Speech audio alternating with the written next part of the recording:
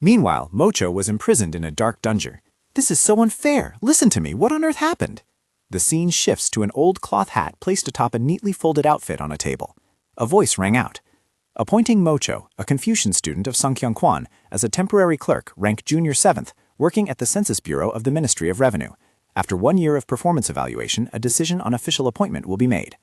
Beside it, a safety helmet was also aligned perfectly on the table, with sunlight gently streaming through the window, illuminating the entire room. From inside, the silhouette of a man gently pushed the door open and stepped out with dignity, wearing the outfit that had just been bestowed upon him, which fit perfectly. Maintain your integrity and uprightness, and fulfill your duties well. He put on his new shoes, preparing to walk to the palace. Just the other day, he was still a Confucian student at Sungkyunkwan. It turned out he was Mo Chao, and today was the day he would assume the position of Junior 7th rank in the palace. He was extremely eager and high-spirited to work in the imperial court. Today, he was already a Junior 7th rank official. "Your Highness, your subject Mo Chao pledges to serve with all his heart." But before he had gone very far, Mo Chao burst into tears, sobbing as he remembered the days of arduous study and extreme hardship exchanged for this moment of glory today. Thinking back, the past 3 months were truly a storm, especially in commerce and mathematics. Out of the 103 people who took the final exam, only 20 passed. The rest were all sent back to Sungkyunkwan. Suddenly, a middle-aged man walking ahead with a very kindly face turned around to remind him that the court session was about to begin and he should hurry or be late. "Brother, hurry up or we'll be late for the court session. Let's go, let's go." He widened his eyes, realizing this was the friend who had stood shoulder to shoulder with him during those days of hard grinding. He happily asked, "Brother Bai, were you also assigned to the Bureau of Analysis?" "That's right. Although my rank is lower than Brother Mo's, I was also appointed as a temporary clerk." A group of 4 who had known each other beforehand were extremely proud as they could now stand shoulder to shoulder, advancing toward the first court session where they had just been appointed. "Wonderful. Let's go or we'll be late. Let's take the first steps toward our official appointment together." Just as they set foot at the entrance, outside was full of whispering sounds. 2 senior brothers still in the training process looked on with great jealousy. If only we had registered, it would have been so good. One of the 2, though extremely desirous in his heart, suppressed it and continuously disparaged their positions. After all, the rank wasn't anything noble. It was said that the top scorer of the exam was only granted Junior 7th rank. Hearing that, the other one widened his eyes. But if evaluated well, next year one could be promoted to Senior 6th rank. The gossipy man still put on a disdainful look and continued, "Is it that easy to say? You still have to compete with other officials." This fool seemed to have been hypnotized by him. He immediately waved his hand and laughed loudly, extremely determined. "That's right, a man must pass the exam to become his wanyan." The scene changes. Now before my eyes is the workplace of the court officials. This place is extremely clean and majestic, the Census Bureau of the Ministry of Revenue. Inside, eunuch Nan Shun, with an extremely tired and haggard face, dark circles clearly visible, approached the desk of the Ministry of Revenue to hand over the record books. "Sir, here is the data you requested. This is the list of localities with a sudden population increase compared to the previous census." Chen Ko, who was sitting and taking notes, was equally listless and sluggish. His eyes could barely open after so many days of exhausting work. "You have worked hard." Looking at the pile of documents in front of him, he could only flip through them one by one, ceaselessly complaining. Why is there so much? This area is too serious. Wait, that area is the same." His head suddenly ached violently, his face grimacing as he gritted his teeth. These bastards, they no longer fear heaven or earth. Suddenly, I remembered that nightmare from that day. Back then, everything was going very smoothly, a bright smile always on his lips, until one day the former officials were dismissed. It all started when Your Highness the Crown Prince began the smallpox inoculation. Not long after, the Chief State Counselor, the Right State Counselor, and the Chief Censor were dismissed. On that fateful day, the king issued an order requiring 2 people to take responsibility for the census in the country from now on to ensure enough vaccinations could be carried out. Conduct a census in the capital. To deploy the smallpox vaccination, you must cooperate with the Minister of Revenue so that the vaccination can be carried out quickly. Chen Kai accepted the position with great joy, thinking it was just a simple job with nothing to fear. Your subject obeys. Taking the census was a periodic task, so I thought there would be no major problems. Then the day came for everyone to present their reports to the king. When he looked at the result report, he opened the paper, and inside was densely packed writing that surprised him greatly. "Really?" The king sat on the dragon chair, flipping the paper over and over, his eyes glued to it. The courtiers below were all startled and panicked. Am I senile? Or is it... Not only that, the old men standing in attendance also jumped when they heard Your Majesty complain. The commoners do not worry about making a living, but only worry about giving birth to children? He was extremely suspicious. Doubt could not help but arise in his heart. He immediately requested his son to check everything. "Crown Prince, check again. Before the census, what was the population of the Song dynasty? Songbai immediately went up to accept the books and counted very carefully. The number he produced immediately astonished everyone. Imperial Father, according to the records, it is 1,901,302 people.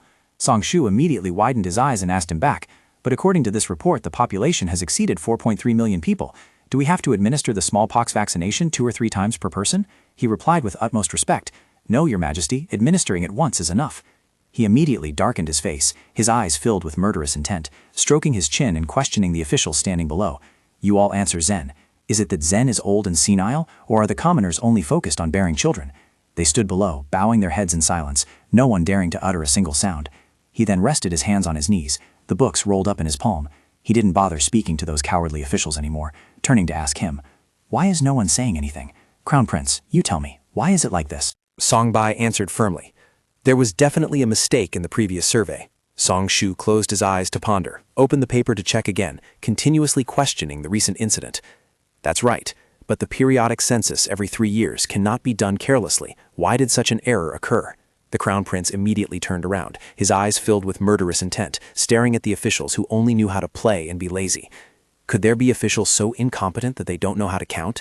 It was definitely done on purpose. Men and women, young and old, every household had to pay taxes in full without exception, but the regional officials worked incredibly carelessly, embezzling the people's money. Local officials still collected taxes and corvée labor based on the actual population, but recorded lower figures in the household registration books to reduce the taxes submitted. The difference would go into their pockets. Songbai analyzed and explained very clearly to the emperor. This does not require bribing all local officials, only colluding with the village clerks, those who hold small positions locally from generation to generation is enough. The officials felt like their dark secrets were exposed, standing silent and motionless, sweating profusely, with anxiety clearly showing on every single face. He shouted in extreme anger, unable to believe that the people he trusted were now behind his back secretly doing such filthy, despicable, and shameful deeds. After the Song dynasty was founded, the population was sparse, and that small number was exploited to exhaustion by the nobles, so I reduced taxes. Because taxes were reduced, naturally spending had to be tightened, so the stipends of the royal family and the high officials were also cut. Suddenly, the emperor stood up abruptly, glaring and rebuking those greedy high officials. But look at you all, the actual population is so large, yet the household registration records show less than half. Why does the treasury collect so little tax, yet the commoners still cannot escape poverty? His anger reached its peak, his eyebrows furrowed and his face turned red with rage. The paper in his hand was bluntly torn into shreds, split in half. Why don't you say anything? Isn't it too obvious? Apart from those bureaucrats, who else could it be? It is exactly those bureaucrats that you are always covering up for. Witnessing this scene, those court officials were extremely surprised. Everyone's mouths gaped open and eyes widened, unable to believe that what was happening before their eyes was real. Song Shu threw the paper in his hand, pointing straight at the face of each person in that group of corrupt officials, extremely angry. He had almost wanted to raise their salaries and treat them well. Jen considered your contributions, so Jen increased the stipends in the new policy. Yet is this how you repay Jen's grace? These guys only now realize their mistakes, extremely remorseful, bowing their heads in unison, daring not to look up at anyone. This subject deserves death. Establish the household registration books and land registries accurately at once. This subject obeys the decree. Back to Rihati, Chen Ka, his hands and feet trembling, was carefully recording detailed statistics in the ledger for Your Majesty. Just remembering it was enough to make him shudder. From then on, the war with numbers had begun. Recalling a scene from the past, dozens of people crowded together to assign bookkeeping tasks, extremely bustling, people coming in and out endlessly. The population in this area has increased 8-fold. What? Have you read it carefully? Who manages this area? Find out who the prefect of this region is. Suddenly, someone ran in from outside to report. Preparing for someone to come and share the work, shouldering the heavy responsibility within, made them extremely happy and equally surprised. My lord, someone has finally arrived. Someone has come to assist. Oh, this sentence sounded so pleasant to the ear. He was overjoyed, skipping outside to welcome the newcomers. Quick, come in. I am very happy to meet you all. Seeing him so enthusiastic, they were extremely surprised and clumsy with their hands and feet. The chief state counselor himself came out to welcome us. Mo Chu stood out to introduce himself on behalf of the 4 of them. Greetings. We are Confucian students dispatched from Songkyun-kwan to the Ministry of Revenue. We can do anything. Please assign us work. The Minister of Revenue laughed happily, pointing inside. Did you hear that? Did you hear that too? He was also extremely excited and determined. Yes, my lord. Each of you will be assigned a Byulje to guide your work. Inside, Eunuch Du was already there, warmly welcoming them and showing them their seats. You two sit here. Yes, yes, sit here. That's right, those seats are for you two. Two eunuchs and the Minister of Revenue each brought out a stack of documents, looking as if a burden had been lifted. Welcome, juniors. Apologies for bothering you as soon as you arrived. These are the documents that need to be processed today. The stack was so thick that Mocho froze, eyes wide and jaw dropped, but he still had to bitterly accept the work. Yes, yes. Sunset had fallen, the sun gradually disappearing behind the high mountain peaks on the far horizon. Your Majesty, the Chief State Counselor requests an audience. Let him in. At the main palace, he sought out Song Shu to discuss a matter. What is it? The census is nearing completion. However, there are some matters I wish to report before submitting the official memorial. He spoke very respectfully and softly. During the process of drafting the household registration books, I discovered that the population in certain areas has increased abnormally. But just as he said this, Chen Ka became furious and shouted loudly, "It is those rats who have caused this. I beg your Majesty to exterminate their 3 generations." He held the paper in his hand, looking at it while wincing and continuously sighing an exclamation. 5 times, 8 times. Those bastards, this is too serious. The king immediately turned to call a high official to assign a mission. Head eunuch, summon them here. Yes, your Majesty. The sky had turned dusky, shifting to a mystical purple hue. Listen clearly. Immediately mobilize GE and the military officials to inspect these areas. If the local officials do not cooperate, you are authorized to use force. The 2 of them hurriedly mounted their horses and galloped like the wind through the air, obeying the emperor's command. Investigate swiftly and thoroughly. I obey your command. Mocho had fallen into a sleepy state, his eyes drooping as he tried to stay awake. Immediately after, his eyes closed tightly and he fell asleep from exhaustion. Suddenly, he opened his eyes wide and woke up in surprise. He panicked and screamed loudly, shaking the whole room, his face incredibly gaunt and terrifying, as if all his yang energy had been drained. "Late! I'm late!" His scream startled the person opposite him, causing him to fall over. Everyone in the room, who was working very seriously, turned to give him a look filled with affection and tenderness. Eunuch Nan Chun, looking equally miserable, turned to comfort and reassure him. "Don't worry, Junior. If we haven't left work yet, it doesn't count as being late." Mocho heard this and looked blank, only able to respond gently, while the friend behind him was still dazed after the fall. The moon was high, but the study was still lit. Only now were figures stepping out to go rest. As soon as he returned to his private room, he collapsed onto the carpet, not even bothering to spread out the bedding.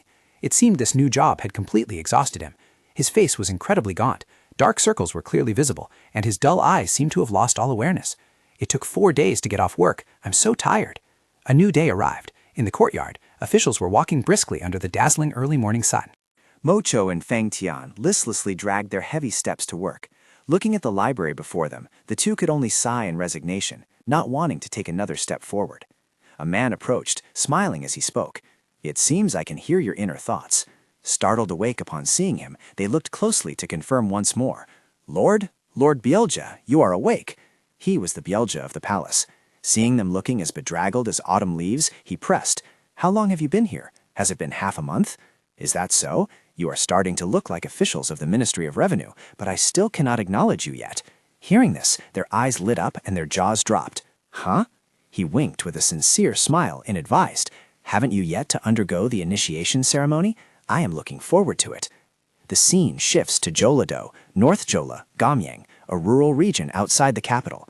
The sun had risen above the mountain peaks, when suddenly the government office was thrown into chaos with loud shouts. "Youngum, Magistrate Youngum, Youngum!" The person inside immediately responded. "What is it, Li Bang? What is going on? Why are you making such a fuss?" The subordinate, Li Bang, ran in frantically, his face looking extremely confused. "My lord, I have something to tell you. Come here and tell me." The man tiptoed closer and whispered into the other's ear. "Do you remember the incident in Hanyang where the failure to report people infected with smallpox was discovered?"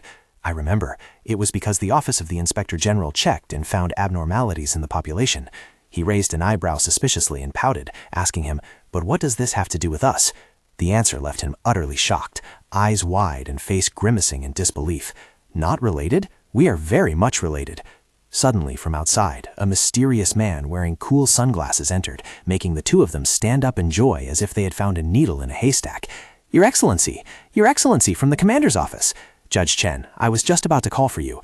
The man entered, sweating profusely and asking breathlessly, "I saw Li Bang there. Has he reported to you yet? We need to find a solution quickly." He waved his hand, signaling the subordinate not to let anyone intrude while they were talking. "Come in and talk. Li Bang, don't let anyone in." "Yes." The 2 of them sat face to face in the room, discussing excitedly. I heard that many people from Chungcheong province have been moved to Hanyang. Hearing this, he sighed wearily. Do you have any way? I am conducting inspections across the 8 provinces of the Song dynasty, so there is still time. The man named Chen lowered his head, his eyes showing a hint of fear as he gritted his teeth. In the meantime, I need to submit an explanation. We need to prove why the population has increased so rapidly. Governor Younggum frowned slightly and asked loudly, "Do you have any plans?" The man suddenly had an idea, pointing and explaining. First, the number of slaves pretending to be commoners is increasing, and smallpox is spread to our district. Thanks to me curing the disease, the population is rising. Hearing this, he was overjoyed, slapping his thigh in praise. Oh, that is truly a good idea. His face became extremely sinister, his expression turning strange. Surely his intentions were nothing good. If it doesn't work, I will blame my wife's second cousin's neighbor, Director Mingzong. I will arrange everything, so don't worry. He calculated for a while, then laughed cacklingly, waving his hands and feet, leaving the person opposite silent, their face darkening at the scene before them. My connections are excellent, aren't they? The judge couldn't stand it and thought to himself that he had gone too far. Back in the familiar front courtyard of the library, everyone was gathered, discussing something very excitedly. Brother Mo, how are you preparing for the Myeonsin Ray? Is it about that? I have to prepare wine, food, and other things. It will be a long time before payday, so the cost is also an issue. Feng Shen rested his chin on his hand, pondering. Telling my parents about this would be very unfilial. Mo Cho stood stroking his beard, pretending to be a mature and knowledgeable man. It was said that without holding the Myeonsin Durye, life in the government office would be extremely difficult. Eunuch Nan Chun suddenly appeared, pushing open the door to interrupt their conversation, demanding everyone return to work immediately. Hey, there is so much work to be done. What are you all doing? Ah, yes, this official will get to it right away. Sunlight shone gently upon the ancient tiled roofs. Mo Cho pushed the door open, carrying a large stack of documents as he entered. Director Chen, it's here again. Chen K wearily looked up. Is it an explanatory report again? He replied exhaustedly, his face looking like he was attending a funeral. Yes, damn it, where is it this time? It's Songju, Gyeongsangdo. Upon finishing his task, he returned to his workplace. Meeting someone passing by, he unconsciously greeted them. Hello? Oh. The man seemed bossy and nitpicked him, causing him to become flustered and only able to apologize. Are you good at joking? Are you new? I apologize. Seeing Mo Chao so meek, he pushed the stack of documents in his hand over to him. No need, take your time. Take this first, I was just about to bring it to you. He and his friends stared at the thick stacks of documents on the table, their jaws dropping. This is the notification on population growth rates from the 8 provinces across the country. After classifying by region type, compare it with the recent census and find any abnormalities. Finish it today. He turned to look at Feng Tan, asking with a suspicious frown. Are they bullying us because we didn't organize the annual party? No, it can't be. Another long day was about to end. The sun was preparing to give way to the moon to take over the duty. A man with a mustache and beard approached where the two were sitting, holding another thick stack of papers and handing it to them. This is the supplementary explanatory report. We'll continue tomorrow. Ah, yes. Suddenly, he pulled something out of his pocket. Not only that, he allowed the two to get off work earlier than usual. Let's get off work. Not knowing what the paper he handed over was, but after speaking, he turned back and gave Mo Chao a very enthusiastic wink, making him freeze. You did a good job. The night was deep. Everyone had closed their doors, turned off lights, and fallen into a deep sleep. But in a small alley nearby, there were 2 strange figures looking for something very mysterious. It says it's near this alley. It was none other than Mo Chao and Feng Tan. The two of them were fumbling along, following the traces on the note, carrying an oil lamp in the dead of night. What exactly is it? We'll know when we find it. Suddenly, they looked up. They had finally reached the destination, right over there. He stepped forward, grabbed the iron ring on the door, and knocked repeatedly on the wood. Let's go in. An elderly man suddenly opened the viewing slot from the inside, revealing only 2 eyes, causing Mo Cho to jump in fright. Who is it? He composed himself, leaned close to the gap in the door, and whispered. I came here to organize a special banquet for the Ministry of Revenue. It turned out that 2 were looking for a place to hold a party. Seeing this, the owner opened the door with a bright smile, welcoming the guests warmly. Guests, please come in.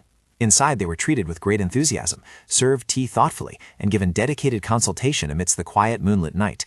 What kind of banquet do you want to organize? Yes, wait, if it's the Ministry of Revenue, are you here to organize the Myeonsin Rie?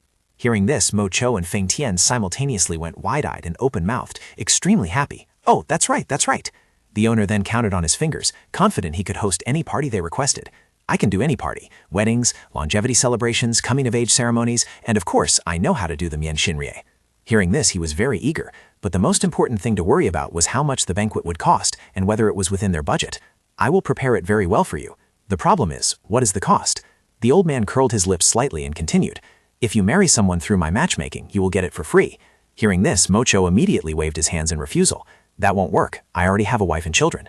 Fan Tian on the side pursed his lips and whistled, not daring to act rashly. As for me, I cannot decide on this matter.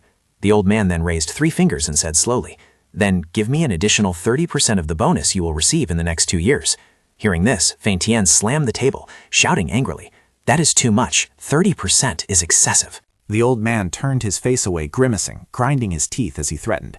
Then you two prepare it yourselves. I don't know if you are aware of this, but if the Myeon Shinrei is not organized well, you will be dismissed from office.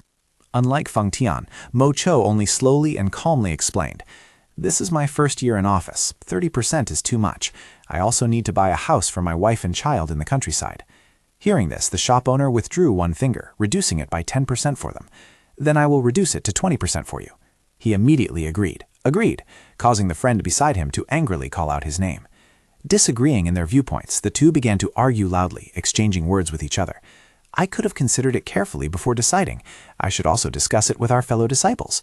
No need. Didn't you see what happened today? The superiors are bullying us over this matter. Besides, isn't it better to get it done as soon as possible?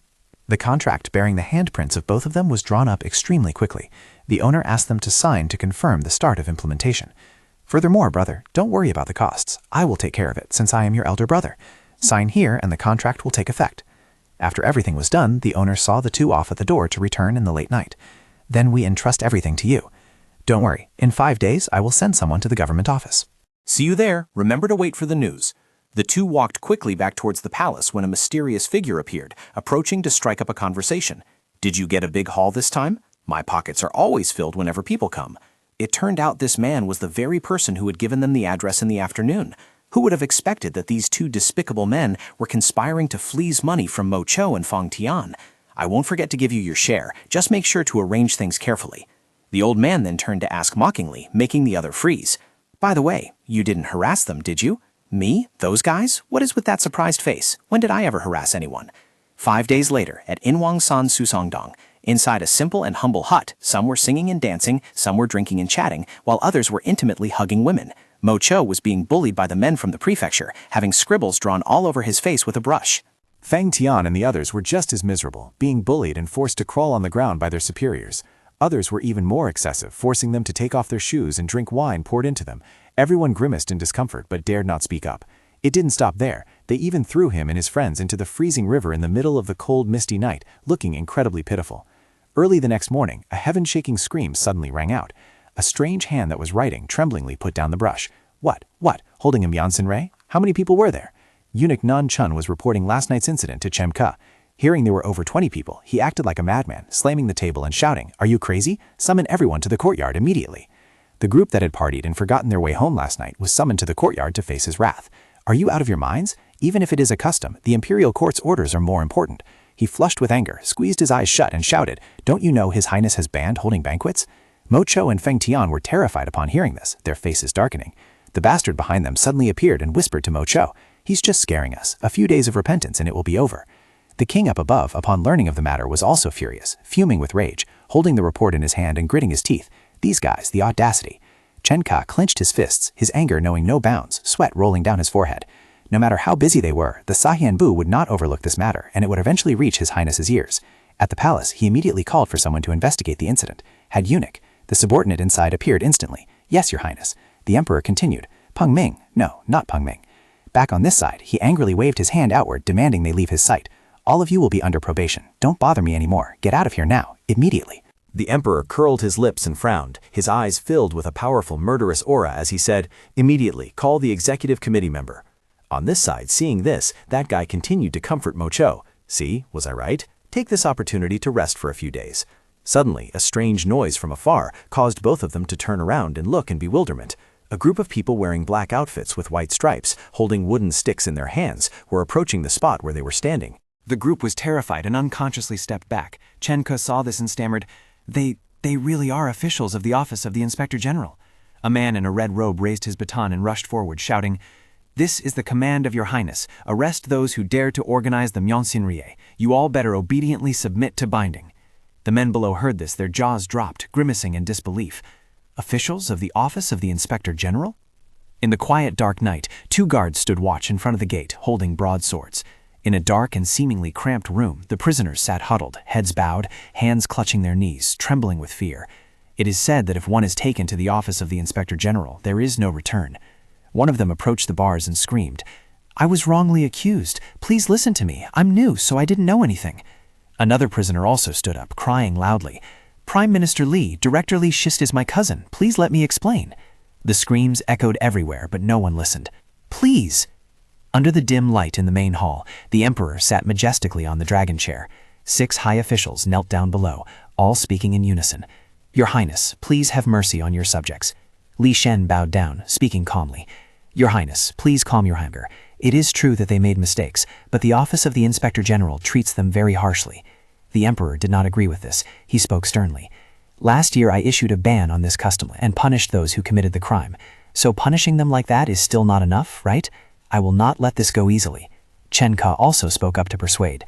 "But Your Highness, this time the incumbent officials were deployed to the provinces on an unprecedented scale. Those who performed the Myeonsinrie are all scholars of Songyongkwan." These words made the emperor even more furious. He gritted his teeth and questioned back. "That is exactly it. That matter makes me even angrier. How dare the newcomers ignore my words?" Hang Feng was frightened by these words, but also boldly chimed in to explain. Your Highness, please forgive this subject for saying this. The purpose of the Myeonsinrie is to prevent oppression by court officials and to build relationships between predecessors and newcomers. It has both pros and cons, so it is difficult for it to disappear overnight. Therefore, please overlook it this time. The emperor angrily slammed his hand down, trying to keep his tone calm. "You speak well, building relationships between superiors and subordinates. Then let me ask you, who is above them?" He pondered for a moment and then replied, "Above everyone are the petty officials. Above them is the left state councillor, and—" He hesitated for a moment. "That is right. I am only afraid of the level 5 and level 6 ones. What else is there?" Without waiting for him to finish his sentence, the emperor's anger reached its peak. He clenched his fists. "Is that all you have to say? Fine then. Is this how you seek court officials?" Sensing this rage, he fearfully kowtowed to the ground, stammering, Your subject has committed a grave error. I only want your majesty to forgive those fools." The emperor stood up abruptly and shouted, making the atmosphere even more tense than before. "I do not want to hear it. All the new officials have ignored my orders. I must seize this opportunity to uproot all these rotten sprouts and reorganize our bureaucracy." In that tense atmosphere, a tender voice rang out, breaking the tension. The emperor looked towards the door where the voice came from. "Your Highness, head eunuch, I will handle this matter directly." "Imperial Father, your son has something to say." Song Bai called out from outside. "May your son speak about how to deal with the sinners who have troubled Imperial Father?" The emperor suppressed his anger, sat down and ordered him to enter. "Of course, come here quickly and speak before the high officials." The door slowly opened. He bowed deeply and spoke politely. "Thank you, Imperial Father, for your permission." He was neither tense nor afraid, but smiled, recalling memories of his previous life as a university student. Myeonssinrie, back when he was a freshman in university, he also struggled for several days straight because he was hated. Seeing his polite son, the emperor's anger subsided significantly. He calmly asked him, "All right, tell me, what should we do with these insolent people?" He looked up at his father and spoke, his words surprising all the officials. "Yes, Imperial Father, looking at it, the officials of the Ministry of Revenue seem to have time to socialize with each other." The emperor raised an eyebrow at him and laughed. "Indeed, what you say is very true. So is the Ministry of Revenue still short on staff?" Chen Ke wept profusely and hurriedly added, "Not enough, Your Majesty. We are still short on people. This incident was caused by a few officials forgetting their duties." He continued speaking, facing forward. "Imperial Father, after hearing Chen Ke's words, it seems that those who disobeyed Imperial Father's orders are actually quite capable people." The emperor stroked his beard, somewhat interested. "Why is that?" He turned back to look at Chen Ke and said calmly, "He, like the other high officials, is requesting more manpower because they have so much work to do. However, in this instance, the organization of the Myeonssinrie was carried out after the work was finished." The emperor's face became terrifying, his tone sounding contemptuous. "Is that so? They are capable indeed." "That is correct." He added a few words of praise. "These people are very capable." Their words made the atmosphere turn cold, as if a snowstorm had struck. The officials felt like they were sitting on a large block of ice. They silently endured, not daring to utter half a word. It was so cold, feeling like a knife had just stabbed into their hearts and chests. Chen Ke felt this chill and thought to himself, "Your Majesty says one word, the Crown Prince adds another. But, well, it's good enough. Isn't it better than being dismissed or exiled?" No one said anything else, so he happily spoke up. I heard that the household registration books and land registration books are incomplete this time. His words once again shocked them. He frankly stated his point of view. Furthermore, the report on the reasons for population increase is still inconsistent, so why not assign this task to those who have time to organize the Myeonsan-rae? The emperor's anger suddenly dissipated, and he praised him. That's right, that is indeed a wonderful idea. He turned to Chen Kai and asked, You there, how long did it take you to complete the task I assigned you last time? Chen Kai quickly replied, 5 years, Your Majesty. The emperor pointed his finger and clearly ordered, I will give you all 1 year. Everyone involved in this matter must be put to work immediately. If it is not completed, I will exile all of you, and the duration of the exile will be proportional to the unfinished amount. The order left everyone speechless. If 1 part remained, they would be exiled for 1 year. If 5 parts remained, they would be exiled for 5 years. In addition, 80% of their salary would be deducted during the time they worked on this. The officials answered in unison, Yes, Your Highness. As soon as he finished speaking, the Crown Prince suggested, Imperial Father, what about the confinement and shortening their punishment to 1 year? The emperor heard these words and felt uncomfortable inside. He crossed his arms, frowned, and pondered for a while before speaking. No, do you want to let them off that easily? He quickly explained. Most of them did not know about the ban on Myeonsan-rae. If you forgive them this time, they will be the ones leading the abolition of the Myeonsan-rae custom. Not only was he not angry, but his mood also improved significantly. This sounds good, but 1 month is too short. I order it to be 3 months. What are you all still doing? Execute it immediately. They had no further objections and quickly obeyed. Your Highness's orders are received. In the broad daylight, the prisoners were escorted by guards before the city gate, with a row of guards in red armor, holding swords, standing solemnly. Their heads were all covered, so they could only rely on the instructions of the lead escort soldier, moving slowly, not allowed to run, having to move deliberately. Through the thick cloth, only a little light filtered in from the outside. Basically, they couldn't see anything externally. They only heard the voice guiding the way. This way, slowly follow the direction you're being pulled. A prisoner, upon hearing this, felt anxious inside. Sit here. His face twisted in pain, 2 large sticks pressing tight against both sides of his knees, screaming silently in his heart. A chair? A chair? Sweat and snot were pouring out. He sniffled, thinking of the scene about to unfold. Am I about to be punished? Unwilling to accept this, he screamed out, No, I don't want to live the rest of my life crippled. I will confess the truth. I colluded with the Russians. The hood was removed, but the voice still rang out. Before anything had even happened, he had confessed everything. I received 3 seom and a piece of cotton cloth for each Myeonsan-rae group. I will accept any punishment, so please go easy on me. Everyone turned around to look. He was equally surprised and silently exclaimed, I happened to overhear something interesting. Hearing the man's confession, Chen Kai pointed a finger at his face in anger, speechless. You bastard, it was because you were a distant relative that I ignored the things you did. How dare you repay me like this? He turned away, but didn't forget to intervene. Oh my, calm down, Grand Supervisor Chen Kai. A few days later, at Yingfu Palace, on a quiet, dark night, the emperor hosted a banquet. He spoke loudly. I know you have all worked very hard, so today I have prepared this to comfort you all. Chen Kai sullenly thought back and forth. What is this? Just a few days ago he was scolding me. This made the officials extremely happy. Thank you very much, Your Highness. Seeing the sad look on Chen Kai's face, the fire of anger in the emperor's heart flared up unbeknownst to him. That murderous look made Chen Kai jump. The emperor's words were written all over his face. Chen Kai, don't you know how to read my mood? He was terrified. Yes, he hurriedly bowed to show his sincerity.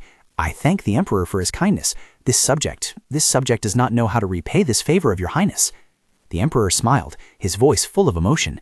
For the commoners of the Song dynasty to live a warm and full life, much support is needed from the imperial court. First, I hope you can forget the pressures of work and enjoy today's meal. The full moon shone brightly on the lake's surface, making the party more cheerful. The officials were greatly comforted by these words. We obey your command, Your Highness. An edict was issued, notifying the Ministry of Revenue. Have you finished arranging the household registration figures? If there is too much delay, you may get into trouble. You must join forces to complete the work quickly. In addition, verify the stock of salt and sugar and the tribute prices. Reading the decree, Chen Kai felt like his eyes were about to bleed. I knew it would be like this. He was exhausted, lying sprawled on the table, groaning, I want to resign. The scene shifts to Song Shu. He walked slowly, but his voice was a bit urgent. What? Officials and merchants have colluded with each other? Song Bai followed behind and responded calmly. Yes, Imperial Father. Your son believes this is a very serious problem. You are right. That Byuljae and the market merchants must be punished severely. Rushing footsteps approached them. The person's voice was somewhat urgent. Your Highness, The servant, having just run over, knelt down, looked up at Song Shu, out of breath but trying to squeeze out a sentence. "Your Highness has entered the city," he calmly asked. "All right, I know, calm down. Who has entered the city?" Although they hadn't heard the servant's answer, both Song Shu and Song Bai knew who it was. They spoke in unison. "They have arrived. Surely they have arrived." Song Bai hurriedly excused himself. "I asked for permission to leave first to meet the interpreter official who traveled with the envoy delegation." He smiled at him. "Go ahead. See you later." He obediently replied, "Yes, Imperial Father." In the ancient palace, Song Shu conversed with the newly arrived guests. "The journey was long. Surely you must be tired. It is my fault for summoning you here." He sat on the throne and said to the guest below, "But due to the importance of this matter, I hope you understand that I cannot delay any longer." Hearing his polite words, the guest quickly replied, "I dare not, Your Highness. As a subject, this is naturally my duty." He did not waste any more words and went straight to the main point. "So how is their new emperor?" Chen Quan did not look at him but replied gently, "It seems he is a very mild-mannered person." Hearing this, he asked the surrounding officials, "So how do you all perceive the new emperor?" Li Bang glanced around, hesitating. That matter. He relied on his memory and slowly began to describe, the image of those eyes appearing in his mind. First of all, His Majesty's demeanor was very impressive. Standing before this new emperor, he and the official beside him were speechless, only able to describe based on their feelings. He has a rather heavy appearance, making even sitting on the dragon chair seem difficult, possibly due to exhaustion from observing the mourning period. However, I noticed his eyes were cloudy and showed signs of hyperemia. Furthermore, his complexion was uneven and looked very pale. Physiognomically speaking, his destiny with siblings will not be favorable, but his destiny with children will be good. However, his decree lines do not extend past the corners of his mouth, so his longevity will likely be short. Besides that, it was still the new emperor he was describing, but the image that appeared became completely different from the previous appearance. His voice was gentle and soft, and his actions were full of style. Hearing these remarks, he continued to ask, "How do their officials evaluate him?" Recalling memories in the quiet study, the man wearing mourning clothes sat opposite three high officials and replied, "Most have good evaluations. When the late emperor was away on campaigns, he managed the country very stably. Moreover, after succeeding to the throne, he quickly completed the campaigns the late emperor was conducting, and stated that there would be no more major campaigns without a justifiable reason." Hearing this, Song Shu breathed a sigh of relief and immediately asked, "That is truly good news, but where are the royal physician and the general who accompanied you? Call them in at once." He and the general beside him knelt down one after another and replied, "The royal physician of the royal infirmary." Li Bang greets Your Highness. This humble one pays respects to Your Highness. He ordered the two of them to come closer. They both nodded and cautiously stepped forward. "Yes, Your Highness." Song Shu had nothing left to say, so he dismissed them. "You have worked hard. You may withdraw." The two bowed and responded in unison. "We thank Your Highness. We thank Your Highness." A moment later, he stroked his chin and suddenly asked, "Lai Pan, do you also see that the new emperor's health is not good?" Lai Pan immediately answered him, "Yes, Your Highness. I also see that His Majesty's health condition is unstable. With his excessive obesity, he seems to have difficulty breathing." He recalled past events, his emotions becoming subtle. If this situation continued, it could affect His Majesty's mind. If Imperial Father were affected, it would endanger our country. He couldn't help but think, if not for Song Bai, perhaps I would have been like that too. Those complaints all stemmed from a son's worry for his Imperial Father. He fell into deep thought for a long while. After all was said and done, If the envoy delegation observed correctly, then this emperor's reign might be shorter than I thought. Thinking of this, he wonderingly asked, "But when the emperor changes, what will happen to the Song dynasty's trading post in Shandong?" Chen Quan hurriedly replied, "That was the most discussed issue during this trip. Your Highness, merchants between the Song dynasty and the Ming dynasty frequently travel back and forth, and the bustling trade has allowed the Ming dynasty to collect more taxes." On the dragon chair, he sat silently, his gaze stern but filled with thought. "I know that too. Our court's treasury has also increased significantly. So what do they intend to do next?"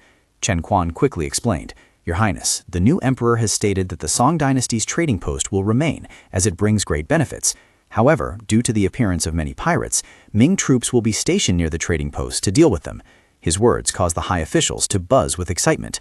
"Is that so?" they exclaimed happily. "Oh, that's great! With the Ming army protecting it, we don't need to worry anymore." Everyone scrambled to celebrate this good news. Indeed, this is joyful news. That's right, it truly is a heaven-sent blessing. Praises rang out continuously. "This is due to Your Highness's virtue." But Song Shu covered his face in helplessness. Huang Hui also chipped in with a few words. "If that is the case, it will certainly be very safe. This is the grace of the superior state." He could no longer contain himself. His anger flared up in an instant, causing the atmosphere to stagnate for a moment. Everyone present shuddered in fear, no one daring to utter another word. He rubbed his temples, looking exhausted. Sometimes I ask myself whether it is right for me and you all to rule the Song dynasty. Everyone broke out in a cold sweat. We are truly grateful to your majesty. The anger in his heart erupted, and he shouted, "If you know gratitude, then do not do things deserving of punishment." His rage was uncontrollable. Pointing straight at his face, he said, "Left State Councilor, do you know what mistake you have committed?" Huang Hui stammered. "This humble official apologizes." But the old man turned hostile again, venting all the frustration pent up in his heart. Do you think I would say that? Why is it always just me suffering like this? My son is around your age. I am fed up. I cannot take it anymore. The old man threw the resignation memorial straight onto Song Shu's face. If you cannot stand it, then just dismiss me. I quit. I will not do this anymore. He angrily walked away, leaving a mess behind, while a voice called out to him in panic, "My lord, my lord!" His wife appeared from the light in front of him, looking anxious. "My lord, you must endure. You must think of our children, especially our daughter who married into Lord Seo's family. She still has no children and lives in constant anxiety. For her sake, you must endure." He froze and looked up. Everything that had just happened was merely what he dared to think, but dared not do.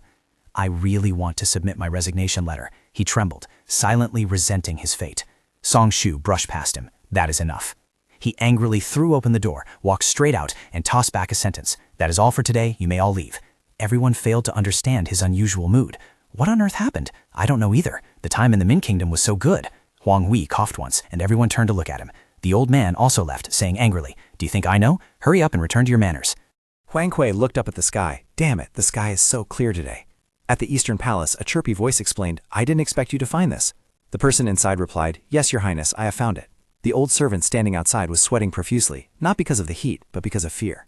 The conversation continued, unaware of the situation outside. The interpreter official's ability is truly amazing. I am grateful to Your Highness. Song Shu stood outside, listening silently but saying nothing. The old servant was also very anxious. Unable to hold back, he asked, "Your Highness, should I announce us now? It has been half a double hour." He was much calmer than before. His mood improved significantly, and he spoke, "No, let it be. Let's go back." Amidst the pale yellow sunlight of the early morning, the group followed one another into the main hall, stepping neatly on the white stone paved path. The magnificent palace with its curved tiled roof stood tall in the middle of the spacious courtyard, exuding an indescribable majesty. At the back door of Changning Hall, the guard outside asked, "Minister of Revenue?" The official calmly asked, "Is the Minister of Works inside?" He pointed inside and replied, "Yes, the Deputy Director is inside." Inside the quiet study, several officials were intently reading books. Deng Zi saw Chen Ke and immediately greeted him. "Minister of Revenue, I did not expect you to come here." The old man frowned and stated his purpose. "I came here to ask for an opinion." He gestured politely, inviting the old man to sit. "Please sit over here."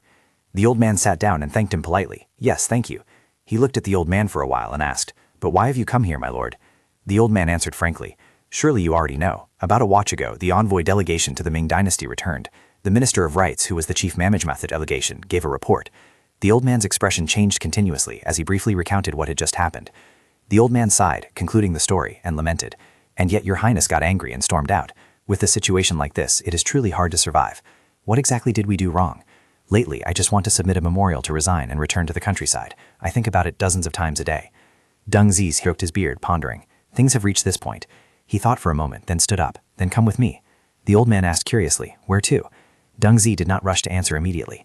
"To the place of the person who knows the answer." At this moment, Songbai was sitting in the study, holding a drawing with a look of astonishment and delight. That eunuch bowed respectfully before Songbai. Seeing this, he happily said, "You all have worked hard this time. Go back and rest quickly." The eunuch joyfully replied, "Thank you, Your Highness the Crown Prince." Leaving the door, that eunuch suddenly greeted a certain official. Songbai immediately recognized him, thinking to himself, "That person is Lord Wen Sha. Is there something wrong at the Research Institute?" He felt a bit puzzled inside. "But the Minister of Revenue is also coming along?" Songbai asked aloud, "Isn't that the Minister of Revenue? What are you doing coming to the Eastern Palace?" The two immediately approached. The official from before was Chen Ke. He replied, "We subjects have come to meet Your Highness the Crown Prince to ask for your opinion." "That is indeed a brilliant idea. Come inside first." After hearing the matter Chen Ke spoke of, Songbai became tense. He sighed, "So something like that happened at the main hall?" As expected, but it is understandable that Imperial Father is angry. Suddenly he asked, "My lord, you are in charge of national financial matters, correct?" The old man replied, "That is correct." He thought of Song Shu burning with anger and frustratedly questioned, "Is it acceptable to let the royal palace face such a situation?" He exclaimed, "Do you not know where the problem lies?" No wonder. Chen Ka seemed to still not understand what was going on. His face darkened, and he tremblingly said, "Forgive this subject. Please, Your Highness, tell this subject." Songbai clasped his hands together and calmly said, "It is simple. How should I put this? If we build the Song Dynasty embassy next to our naval base, problems will arise." Chen Ka was surprised to hear Songbai's answer. The old man exclaimed, "What? Would it not be safer if we built it like that?" Songbai explained to the old man, "Our finances are leaking out, right? Although the number of pirates in Japan has decreased, the threat still remains. Deploying the navy like that will incur a lot of costs." He analyzed confidently and firmly. Then he asked back, "Do you know where those costs come from?" The old man replied, "From tax collection, correct?" Songbai confirmed. That is exactly the case, he analyzed carefully. Sooner or later, they will increase taxes. However, we do not know if that tax money will be used for the Navy or poured into something else. Hearing this, Chen Kai seemed to have a realization, his face darkening. In that case, it will have a huge impact on the Song Dynasty's finances. I did not expect this to happen. Songbai added, "That is precisely it," then proposed, "We need to send someone to gather more information. There is no reason for us to block the construction of the Ming Dynasty's naval base. Instead of blocking it, we will survey the scale of the naval base and estimate the costs that a naval force would incur in a year. We can prepare for those matters in advance." As soon as he finished speaking, the old man happily exclaimed, "I understand now." Songbai urged him, "There is no time for admiration. Get to work." Chen Kai expressed his gratitude. "Yes, Your Highness, thank you for enlightening me." Songbai shouted, "I said there is no time. Hurry up." The old man quickly replied, "Yes." Watching Chen Kai's figure disappear, Songbai turned to ask Wen Sha, who was sitting to the side. "Lord Wen Sha, do you think the Ministry of Revenue and the high officials will argue about my opinion?" He replied, "Yes, most likely. If so, His Majesty will go mad." Resting his chin on his hand, he said to Wen Sha, "I still think we should combine it with the opinions of other officials." The man nodded and said, "Ah, yes, you are right." In his heart, a thought resonated. "I really want to answer that what you said is truly accurate. Everyone can express their opinions to find the best direction. Everyone is equal. We argue to improve, not to win. The Song Dynasty is more advanced thanks to your experiments." He expressed reverence and gratitude to the person before him. "I will forever engrave him in my memory, the one who made the Song Dynasty." As if remembering something, Wen Sha's face darkened, his eyes becoming slightly lifeless, thinking to himself, "Oh, but how long has it been since I saw my wife and children?" Songbai exclaimed, cheerfully saying to Wen Sha, "Ah, my lord, do you want to see some things brought back from the Ming Dynasty?" He forced a smile, looking cheerful on the outside as he spoke. "Yes, I have it. What is it?" But inside he was crying silently. Earlier the master said he didn't have time, so it seems he won't be going home today either. Outside an ancient palace, the sunset cast a bright red glow, highlighting the soft and intricate carvings. A deep voice rang out, breaking the silence of the late afternoon. "Lord Li Sheng, Lord Mo Li, are you gentlemen there?" Chen Kai approached, throwing the doors open, but when he saw the people he was looking for were not inside, the old man exclaimed in frustration, "They're all gone? Is there really no one here?" Suddenly, beside the table, the old man saw Hang Feng sitting with his arms crossed on a chair. He asked, "Is there something you need everyone for?" Chen Kai was surprised to see him there, and the old man wondered, "Lord Hang Feng is here. I thought you had resigned." Hang Feng calmly replied, "After that matter, I have even more work to do." Chen Kai nodded. "Ah, so that's how it is. I have something I want to tell you." At this moment, Li Seng entered from outside and asked, "No, isn't that the Minister of Revenue and Lord Hang Feng? Are you two not working?" Chen Kai exclaimed, "Lord Li Seng." When Li Seng sat down, the old man started speaking. "Since Lord Li Seng is here, I have something to tell you." Hang Feng didn't know what was going on, so he spoke up, "What is it, after all? I haven't been here, so I don't know the ins and outs of it." From the door, Mo Li walked in and exclaimed, "Everyone knows already." Chen Kai also stood up to greet him, "Lord Mo Li." Seeing that everyone was present, Chen Kai mysteriously said, "I know why Your Highness was angry. Your Highness was angry because—" Before he could finish his sentence, Nangang also appeared, interrupting Chen Kai. "Is everyone here?" The old man hurriedly called out, "Ah, you come in too." From then on, every time Chen Kai prepared to get to the main point, someone else would walk in. Finally, when the room was full, Hang Feng calmly said, "Now let's focus and listen. What does this mean?" Chen Kai stroked his long beard, exhaled, but seemingly thought of something. The old man didn't speak immediately, but turned his head to look at the door, looked around for a while, and then confirmed, "Is there anyone else?" At this moment, he turned back and calmly said to everyone, "Today, Your Highness was very angry and kicked everyone out, right? And we didn't know why Your Highness was so angry, but now I know." Suddenly, everyone became panic-stricken, all crying out, "It really is that matter, isn't it? It turns out His Majesty is angry because of that." Chen Kai's expression was somewhat helpless. He stood up and spoke slowly. "I haven't even said anything yet."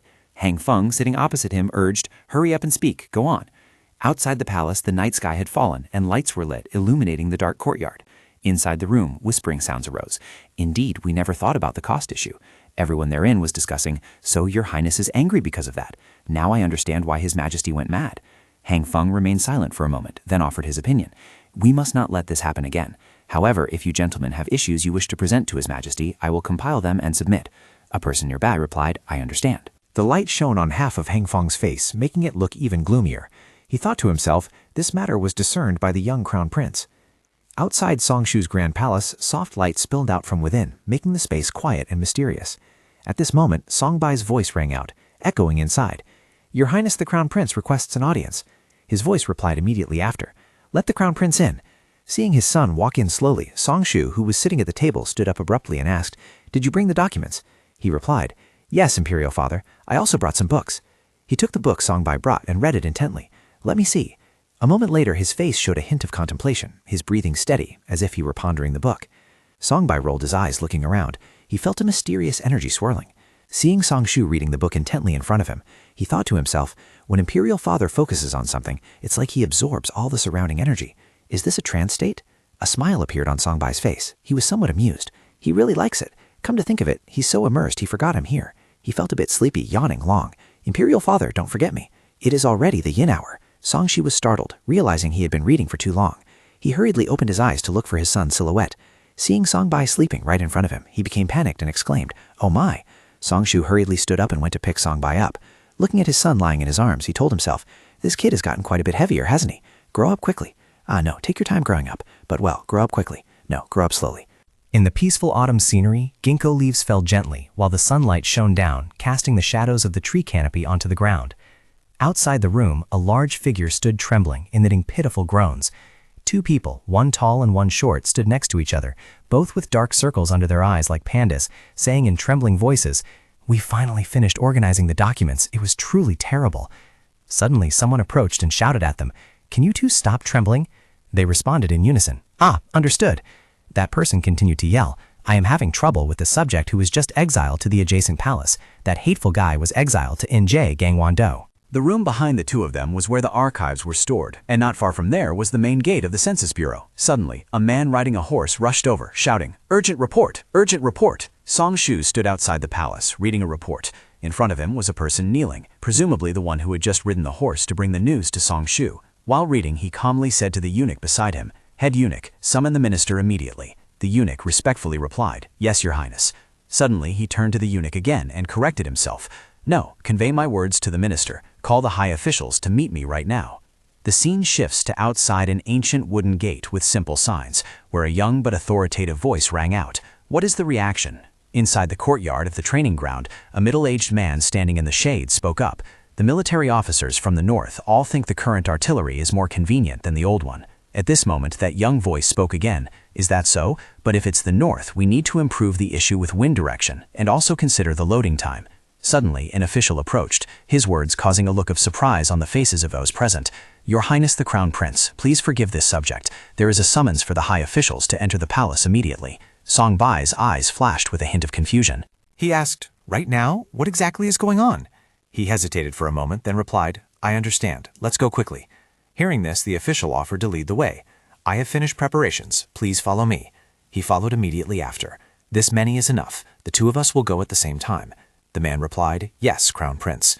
Each person moved on a horse with a dark brown mane, its two nostrils flaring and breathing heavily with every movement.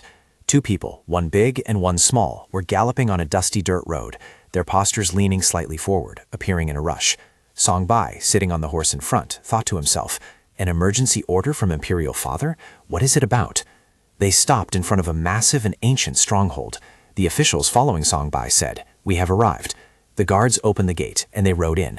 Songbai also dismounted. He walked up to a eunuch wearing blue robes and asked, Eunuch Chi, what happened? He replied, I do not know the details. I only know that there was an emergency notification from the north. As soon as he finished speaking, Songbai's expression became panicked, and he shouted, Emergency news from the north? Suddenly, Songbai realized something, causing chills to run up the back of his neck. An official following him spoke up. This is certainly not a simple matter. Songbai sensed it more carefully and realized a faint smell of blood in the air. He thought to himself, the scent of blood is appearing somewhere. The eunuch from earlier approached, bowed respectfully to Songbai, and said softly, "Your Highness, I have prepared your official robes. Please go inside and change." He calmly replied, "I know." The two red-robed officials from earlier seemed to be going somewhere. One respectfully said, "Your Highness, we ask permission to go to the side hall first." The other nodded in agreement. "Yes, we will wait for you at the side hall." Songbai turned to look at the two red-robed officials. He fell silent. Just now he had shuddered at their killing intent. Was this the instinct of experienced soldiers? He imagined the backs of soldiers walking majestically under a crimson sky. Bloodstains were still visible on the hems of their robes. He thought, as long as war breaks out, they are ready to go into battle. The Song dynasty was built on the blood of these soldiers. I must engrave this in my mind forever. At Xizhang Hall, Song Shu, dressed formally in the dragon robe, sat on the noble and majestic dragon chair. On both sides were high officials holding important positions and having a voice in the royal palace. Breaking the silence, Song Shu spoke. "The reason I summoned you all is that I have just received urgent news from the north." The officials sitting below looked uneasy. Some looked up with bloodshot eyes, as if angry about the matter just mentioned. Everyone shared the same thought. What on earth is it? He ordered a eunuch standing below. "Chen Zhang Yuan, read the content for the high officials here to hear." He replied, "Yes, Your Majesty." Standing before a large map, Song Shu's trusted eunuch began to speak. As you all know, last year the Jianzhou Jurchens caused a major stir. The Jianzhou Jurchens have moved to the south of the High Sea Jurchens, and not long ago chaos erupted. The cause of the chaos is the excessive migration of northerners to the south. Furthermore, this tribe's southward movement is also due to pressure from the Tatars. The estimated scale reaches up to 10,000 households. Song Bai, sitting beside a high official, also listened attentively. He sat upright, thinking to himself, one Jurchen household has about 10 to 15 people, so that's nearly 150,000? The officials below began to discuss. This also means the number of cavalry falls between 10 to 30,000. Calculated like that, there could be about 3 to 10,000 heavy cavalry. At this moment, an ancient map appeared with boundary lines drawn in varying shades of thickness. In history, the Jurchen people were not easy to deal with. After conquering the Central Plains and establishing the later Jin dynasty, they caused great losses to both Goryeo and the Song. It was thanks to their powerful cavalry that they conquered the Central Plains, inflicting damage on Goryeo and the Song. However, according to historical records, the Jin dynasty collapsed due to the invasion of the Yuan dynasty, thereafter splitting into 350 different tribes. Due to their semi-agricultural lifestyle, the Jurchen cavalry was very powerful. If someone were to unite these divided people, they would certainly become a very steadfast nation. But neither the Ming nor the Song wanted this to happen. The Jurchen tribes were managed through a mix of enticement and threats. Hang Feng, sitting below, suddenly spoke up. The Ming cannot possibly be unaware of a movement on such a large scale. Who exactly is leading it? The eunuch remained silent for a moment before replying slowly. It is a man named Li Yutai. What is more worrying is that the Ming is allowing the tribes to migrate freely. The high officials there exclaimed in astonishment. "What? This?" Hang Feng spoke up again. "Your Highness, permit this subject to speak. It is very likely that this is a product of the Ming dynasty." Song Shu stroked his chin, nodding in agreement. "You make a very valid point. The situation is urgent, so we must come up with a solution right now." The eunuch shouted loudly, "As you command, Your Highness." At this moment, Song Bai rested his chin on his hand in boredom, thinking, the Jurchen tribe. The presence and influence of King Tianzeng were certainly immense. Immersed in memories of his past life, when Song Bai was still in the modern world, his hand was moving a computer mouse. Suddenly, seeing something strange, he quickly clicked on it, exclaiming in confusion, "What is this?" He leaned forward, looking closely at the computer, his mouth murmuring the words on the screen. "The influence of King Tianzeng on the Jurchen tribe. Source, the Annals of King Tianzeng." He exclaimed, "To this extent?" The screen displayed a map covered in red dots. His voice rang out in astonishment. Tianzeng's influence was insane. All these red dots are tribes under Tianzeng's command. It showed an old worn page written with names from ancient times. My God, the names of the Jurchen chiefs are all written here. After the Song dynasty was founded, official positions were also granted to these Jurchen people. He thought about the leader of the Song dynasty, telling himself that at this rate he should establish a Jurchen state instead of the Song dynasty. Lin Yuan looked up at the sky in dejection, his voice tinged with regret. What a pity. I wish I had paid attention to history class back in school. But then he said to himself, but that much knowledge is enough. Who would have thought I would time travel here? Returning to reality, as he sat in the ancient palace among the officials from the history he had studied, he thought to himself, I tried to check the annals to verify that information, but only that tyrant Yan-san-kun can do such a thing. Song Bai rubbed his smooth chin, closing his eyes and nodding. He thought, first, when I checked other information, the influence of Taizong on the Jurchen was almost correct. The problem is that after King Taizong, the influence of other kings on the Jurchen decreased more and more. His eyes remained tightly closed, eyebrows furrowed, biting his nails, feeling a bit uneasy inside. Looking at the situation now, the influence is still very weak, but then Songbai's face became sad, his lips pressed tight into a straight line. Damn it, I can't think of any method. What will the outcome be? At this moment, his immature voice broke the silence in the main hall. He said, "Imperial Father, may I speak about this matter?" He replied, "All right, Crown Prince, have you thought of a solution?" Songbai said seriously, "Your son is not yet certain, but I think we must start from the most basic fundamentals." Songshu rubbed his chin, his face full of confusion. He asked back, "Basic?" He replied firmly, "Yes, our Song dynasty must strengthen national capacity and reform the military to stabilize the interior, and after that, conquer the Jurchen." Sitting on the throne, Songshu asked thoughtfully, "Is that the best way?" On the outside, he calmly replied, "Forgive me, but given the current situation, this is the best way." But on the inside, he was on the verge of tears, his mouth twisted out of shape. The current situation was like a sewer. Songshu squeezed his haggard face, his voice full of tension. "It sounds reasonable, but I don't feel comfortable at all." Songbai calmly analyzed for his father. With the Song dynasty's current situation, it is very difficult to use strategies. If we use current tactics, it depends too much on luck. Hangfeng looked at him unconvinced. It is hard he could not stop admiring. The theory sounded perfect. The strategy started from the basics, relying more on effort than luck. He had escaped the traps that even extraordinary people might fall into. Songbai continued to present reasonable evidence. Moreover, we do not have the ability to execute other strategies. No matter how smart the plan is, how can we defeat them if we have nothing in hand? As if overly impressed, a voice suddenly rang out. Exactly. Hearing this, Songbai and the high officials all wore expressions of surprise. Hangfeng suddenly covered his mouth in shame, his face full of embarrassment. It seemed he had unintentionally blurted out that sentence just now. Songshu saw this and shook his head a few times, resting his forehead on his hand as if tired. He clicked his tongue slightly. Hangfeng hurriedly knelt before Songshu, his face extremely pleading, trembling as he spoke. Respects to your highness. Please forgive this subject's moment of impulsiveness." Songshu exhaled sharply, quickly recovering his composure, and spoke softly. "Let it be. You all see that what the Crown Prince said is correct. Listen well. Draw up a plan for military reform and present it to me. Never neglect the modernization of the country." Everyone's voices rang out loudly in unison. "We obey your command, your highness."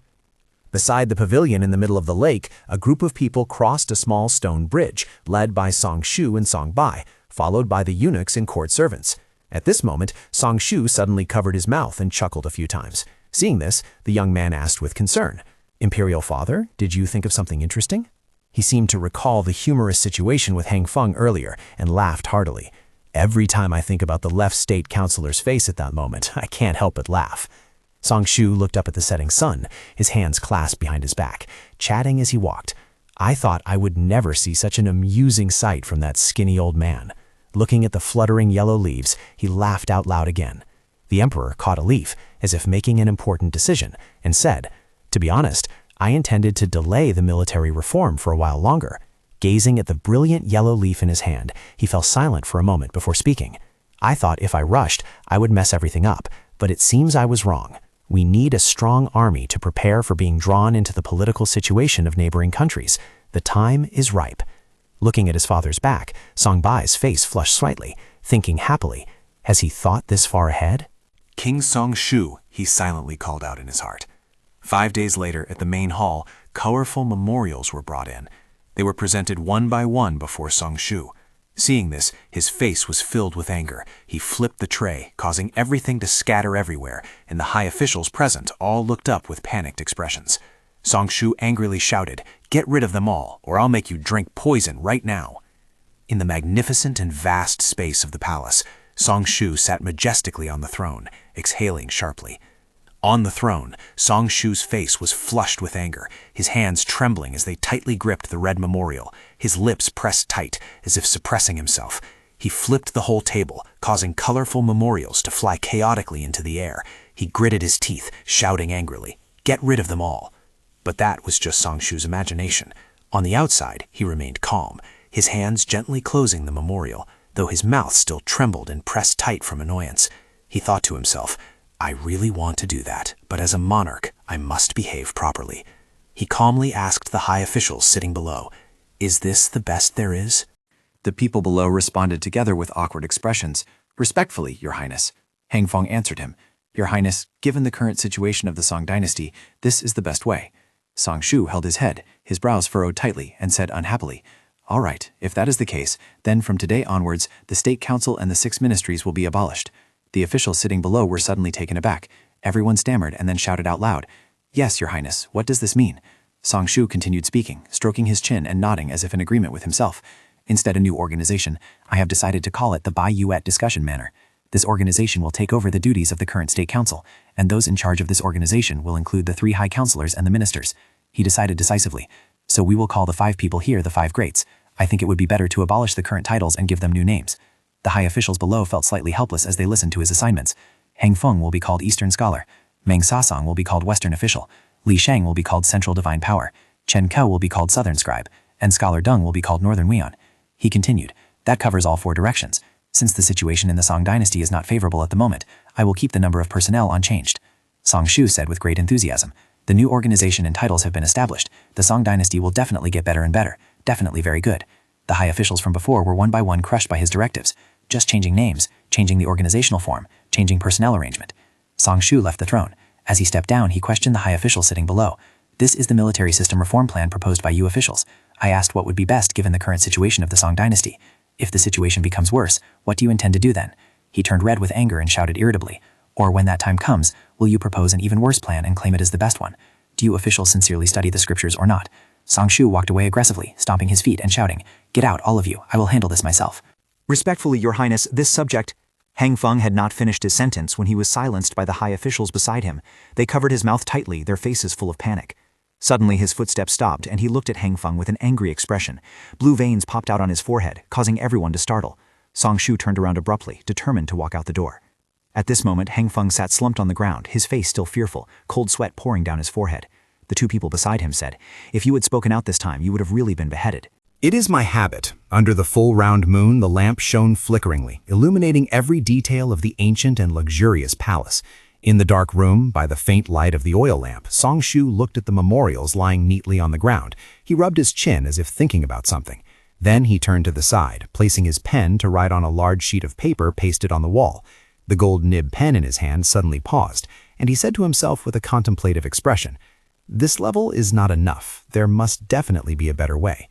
When morning came, a voice rang out outside the palace. "Sir Vice Academician, His Majesty requests that these documents be reviewed and supplemented." 2 high officials were talking to each other. Chen Ke spoke up. "Isn't this the person who came here 2 days ago?" The other replied, "Yes, it is me. I also came here 4 days ago. Counting today, it makes 3 times. Chen Ke ordered, "Since this is an order from Your Highness, prioritize gathering all the scholars." The other replied, "Yes." Chen Ke thought to himself, "This is the 3rd time already. This time as well, there are no issues with the laws and procedures. But perhaps Your Highness has seen something, and maybe it will become a problem in the future?" Under the crimson sunset outside Song Shu's palace, a eunuch's voice rang out. "Your Highness, the Hall of Worthies has sent the documents." He ordered, "Bring them in here for me quickly." Inside the room, Song Shu was holding a memorial. He looked at it and sighed. His finger traced over the memorial, tapping it as he asked the eunuch in front of him, "Based on the expansion of finances, firepower will be strengthened, and the navy as well. Through that, control of the seas will be ensured, and northern defense will be bolstered. Is this truly the best option?" Suddenly, a tender voice rang out from outside. "Imperial Father, it is your son, Song Bai. May I come in for a moment?" He agreed. "The Crown Prince? All right, come in." Song Bai entered and politely said, "Thank you." Suddenly, noticing Song Shu's haggard face, he asked worriedly, "Imperial Father, your face?" Song Shu rubbed his brow, speaking calmly. "I haven't been able to sleep at all these past few days because I've been busy thinking about reforming the military system. Do I look that bad? I asked the high officials to propose strategies, but what they came up with was like a joke, so I decided to do it myself." Song Bai's face was full of worry. He gently advised, "Imperial Father, resting is the most important thing. Only when Imperial Father is healthy will the Song dynasty be at peace. Please take care of your health." Song Shu felt happy at his son's concern. He said, "You rascal, I understand. I did sleep a little today. However, you didn't come here just to lecture me, did you?" As if suddenly remembering something, he said, "A small idea regarding the Jurchen people urged me to come here." A look of interest appeared on Song Shu's face. He asked, "What is it?" "This chaos was caused by Li Yu of the Jurchen tribe. He led his people down to the Yalu River basin." If Li Yu is being instigated by someone, things around him must be very noisy. Li Yu seems to have become a controlled puppet, challenging other forces. He continued, "During that time, we will restore relations with the Jurchen." In front of Song Shu, he presented his thoughts. "I also know about that. I heard that the Song family's influence on the Wei people is significant.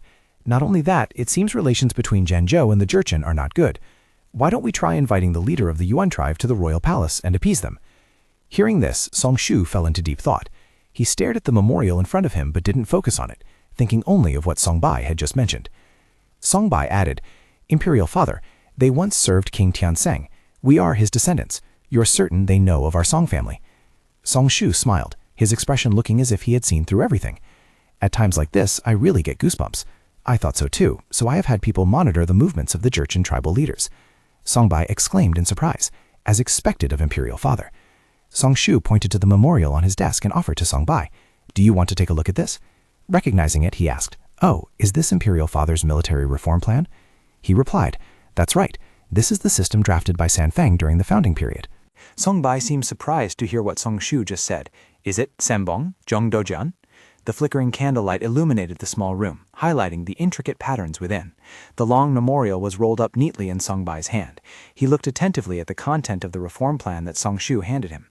He sat to the side, resting his chin on his hand, and asked, "What do you think?" Songbai clapped his hands and praised him. "Indeed, Imperial Father is as wonderful as I thought." Song Shu also knew that the boy read the memorial but wasn't focusing at all. He sulked and said, "Looking at your soulless expression, I think I should cut the budget of the research institute." Songbai pouted, tapping his two fingers together, feigning depression. Suddenly, Song Shu spoke up encouragingly, cheerfully saying, "However, if your plan helps reform the military system, I will consider increasing it." Songbai seemed to be energized, his eyes lighting up. "You promised." Song Shu suddenly shouted to the person outside, "Head eunuch, go to the Eastern Palace quickly to get casual clothes for the Crown Prince. Also, tell someone to go to the Sangguabong to bring plenty of sweets and tea here." Songbai clenched his fists, cheering himself on. "Great, it's time to show off." Songbai remembered the words that teacher Ming had said in his previous life. You need to remember this, especially the unified Silla period. The answer will appear right in the question. Do you understand? While putting on his casual clothes, he thought seriously. Yes, teacher's words are still ringing in my ears. Thank you, teacher. At the beginning of the Song dynasty, the 5 military commands were created by King Chongyang after overthrowing his nephew Tianzun and taking the throne. Songbai thought of the Zhonggun. Zhonggun means citizens aged 16 and older must perform military service. Gapsa are junior officers chosen after passing a test given by experienced military officers.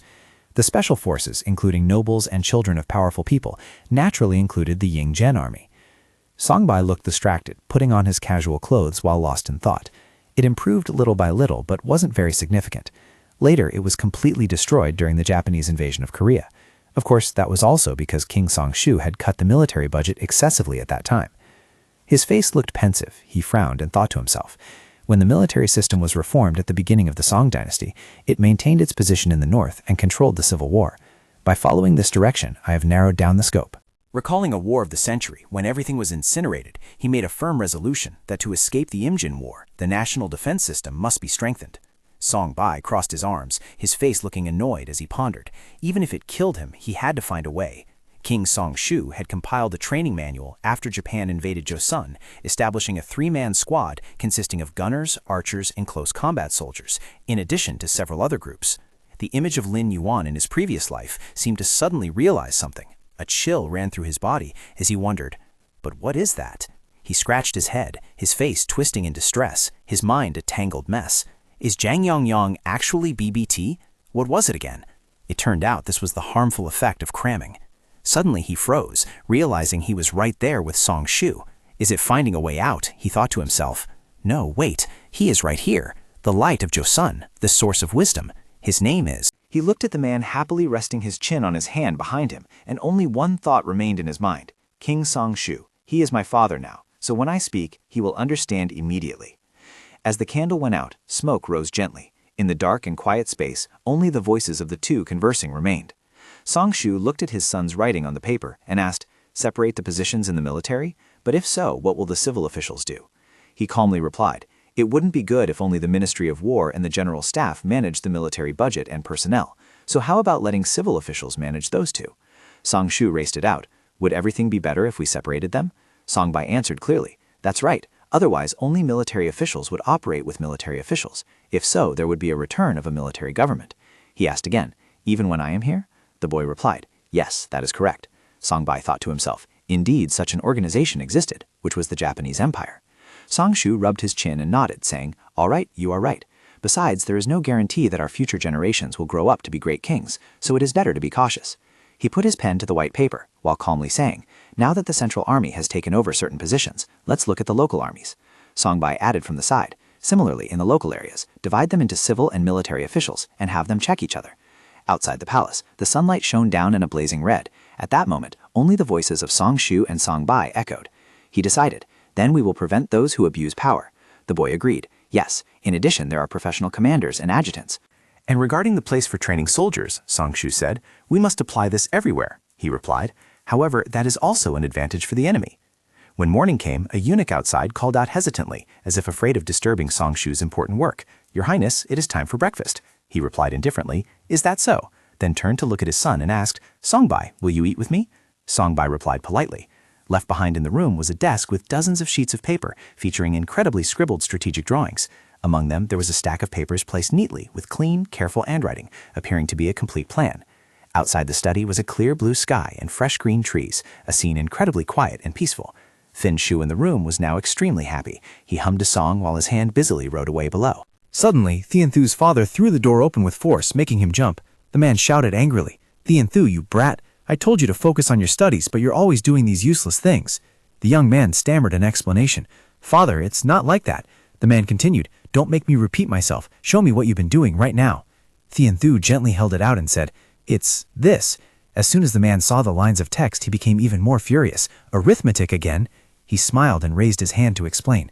Father, unlike last time, this time it involves equations and Gogu, Pythagorean theorem. Using these formulas saves a lot of calculation time. It's wonderful, isn't it? Hearing this, Thienthu's father didn't calm down, but got even angrier. He yelled, you little brat, a Confucian scholar dedicating himself to such trivial matters?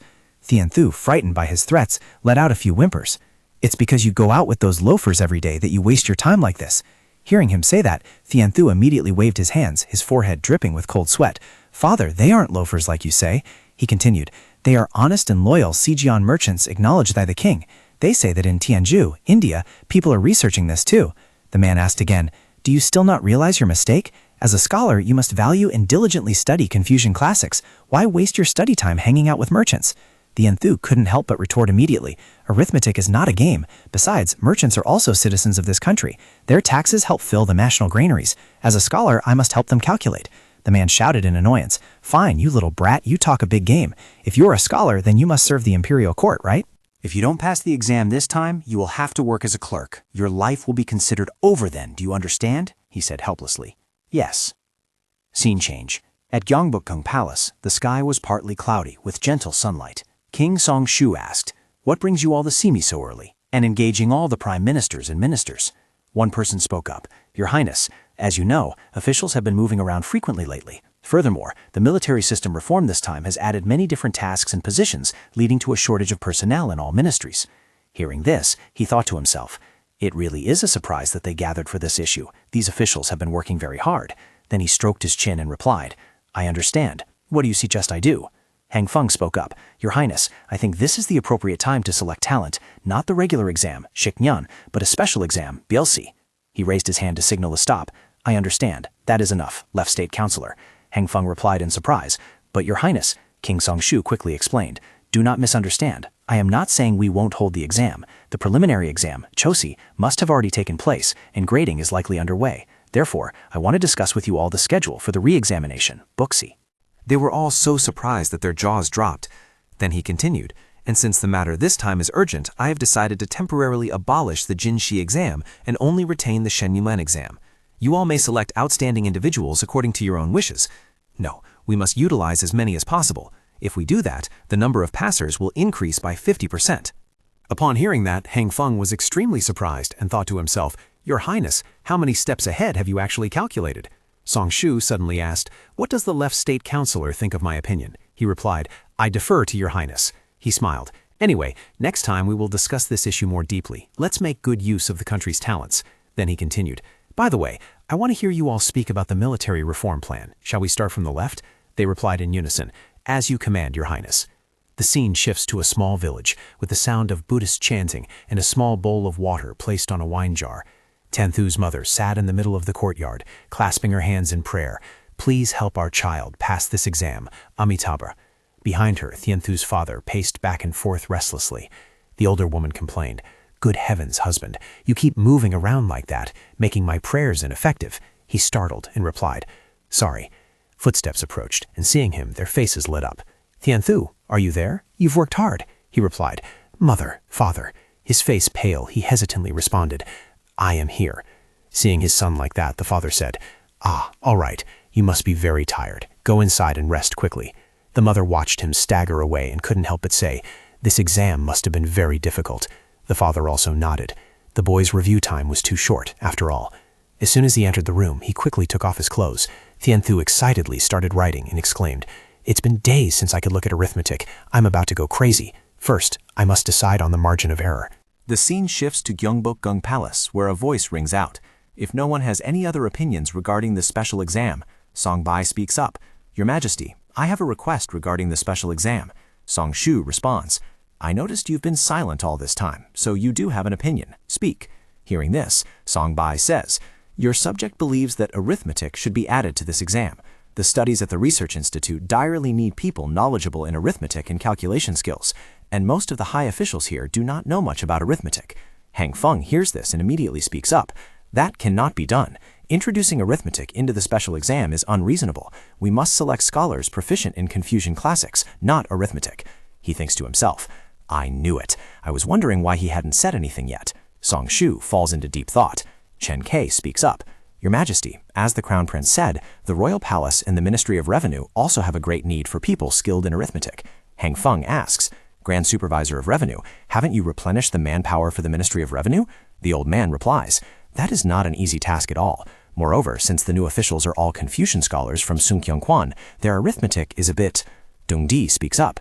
Your Majesty, the Ministry of Works is facing a similar problem. The arithmetic skills of the officials are insufficient, so they often have to stay up all night just to calculate issues related to business. Mo Li continues. Your Majesty, the Ministry of War and the Ministry of Justice also urgently need people good at calculations.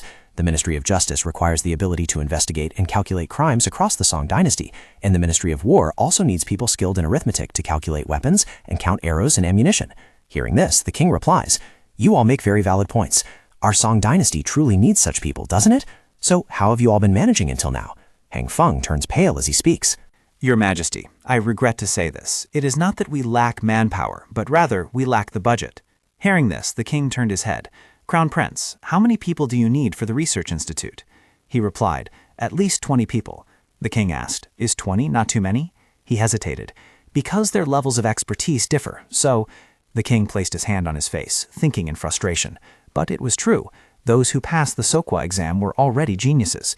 The king asked further, Does anyone else have a different opinion? Left State Councilor, do you still object to adding arithmetic to the exam? He replied, Of course.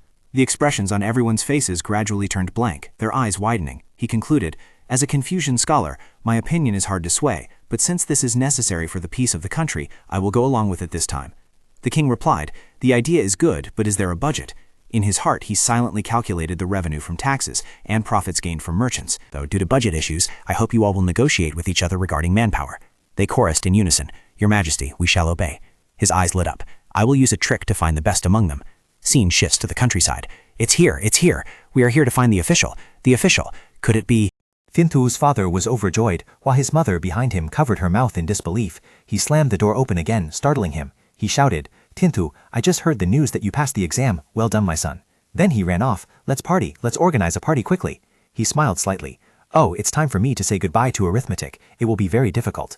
Switching scenes to Songbai's side, the young lad spoke to the person opposite him. I came to meet Scholar Nam today because of this matter. The competition to select the best scholars to work for me will be more intense than ever. The Minister of Works replied, I guess so. That guy Li Ji, the person in charge of personnel issues, will be under a lot of pressure. Songbai said immediately, I will try to attract the best scholars to our side. He asked, How do you intend to do that? The boy smiled and explained, First, Scholar Nam, please serve as the chief examiner for this exam. Your calculation skills are widely known, so appointing you to this position won't be hard. He asked nervously, If so, the 6 ministries will definitely complain. Songbai replied, Therefore we will have each ministry send one person to be a chief examiner for this exam. The Minister of Works nodded, I understand now. He continued, The exam papers will be graded in front of the chief examiners, so this is just the starting point. The name of this campaign is L. Our goal is to recruit the 5 scholars with the highest scores into the Research Institute. He heard this and replied, I understand, we will definitely succeed. Switching scenes, in front is Xiao Qiu clasping his hands in thought. I am the servant of Li Tianthu of the Li Quinshang clan. Today I stand here to perform an important task for my young master in front of the Hansongbu government office, where up to 100 candidates are participating in the Bokshi exam. A man announced that from now on, the Taekwon would distribute number tags to the candidates taking the exam.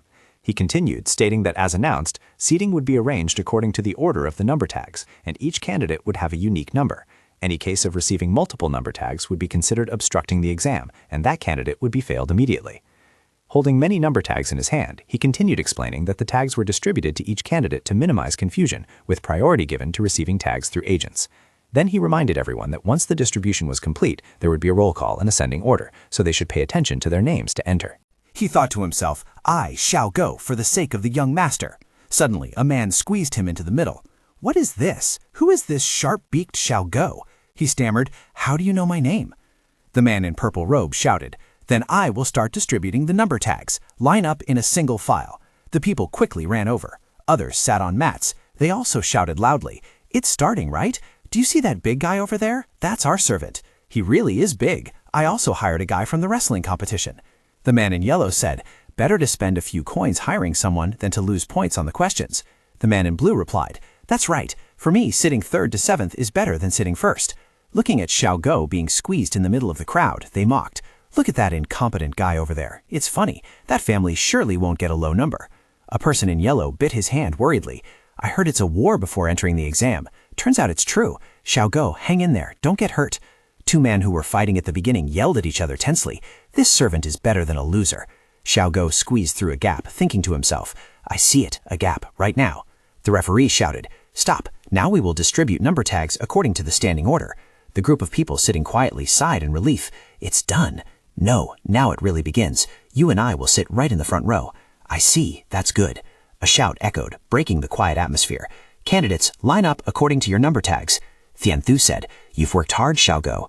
Xiao Go, covered in injuries, hesitated. Young master. Then held it out. Here is the number tag. All right, thank you. Now give it to me. He looked at the number, his face darkening as he thought to himself, Number. This number is one that cannot be divided by any other number. Tian Thu wept inwardly. 89 out of 100 people. I can't see anything at all. Then he imagined a Go board, feeling like a small piece surrounded on a massive board. Is my seat a good one, or is it right in the tiger's mouth? A man spoke into the megaphone. Can everyone hear clearly? Numbers 80, 90, and back, can you hear clearly? The people in the back responded, I hear clearly. At this moment, Tian Thu thought to himself, What is that? What is that strange object? His train of thought continued. No, I mustn't have wondering thoughts. Just trying to see as best as I can is enough. An announcement rang out.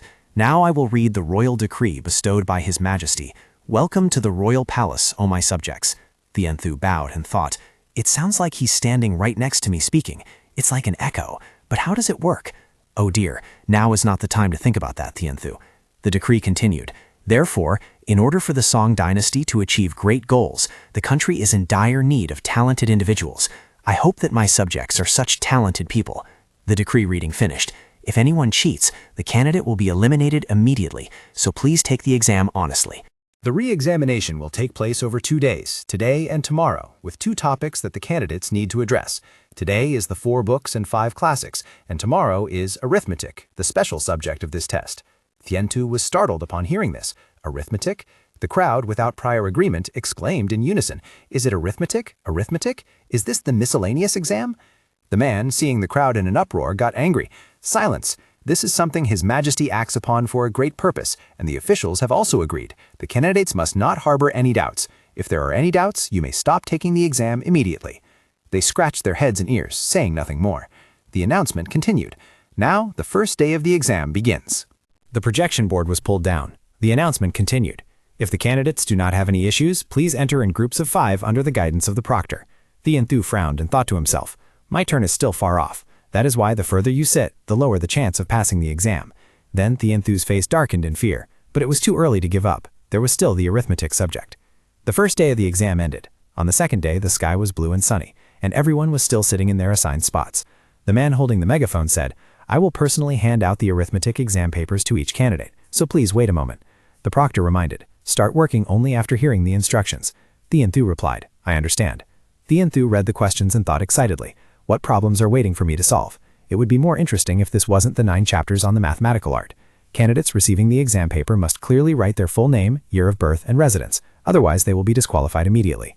He picked up the paper and deduced, The mathematical principles will be very interesting, but writing horizontally and this new woodblock printing style? The man continued, The exam duration is 2 watches. The papers have been distributed. The exam starts now. The final announcement rang out. He licked his lips and told himself, "There are many very interesting arithmetic questions, but for the sake of my life, I must remain calm first." The flame of determination in Thienthu's heart was burning fiercely. "The problem lies here," he concluded. Scene change. The exam had ended, and the young man had returned home. "Your son has returned." Two people joyfully ran out. "Thienthu, you're back?" the father asked with a caring attitude. "How was the exam today?" He replied, "Although it was very difficult, I did my best." The aunt comforted him. "My son, you've worked hard."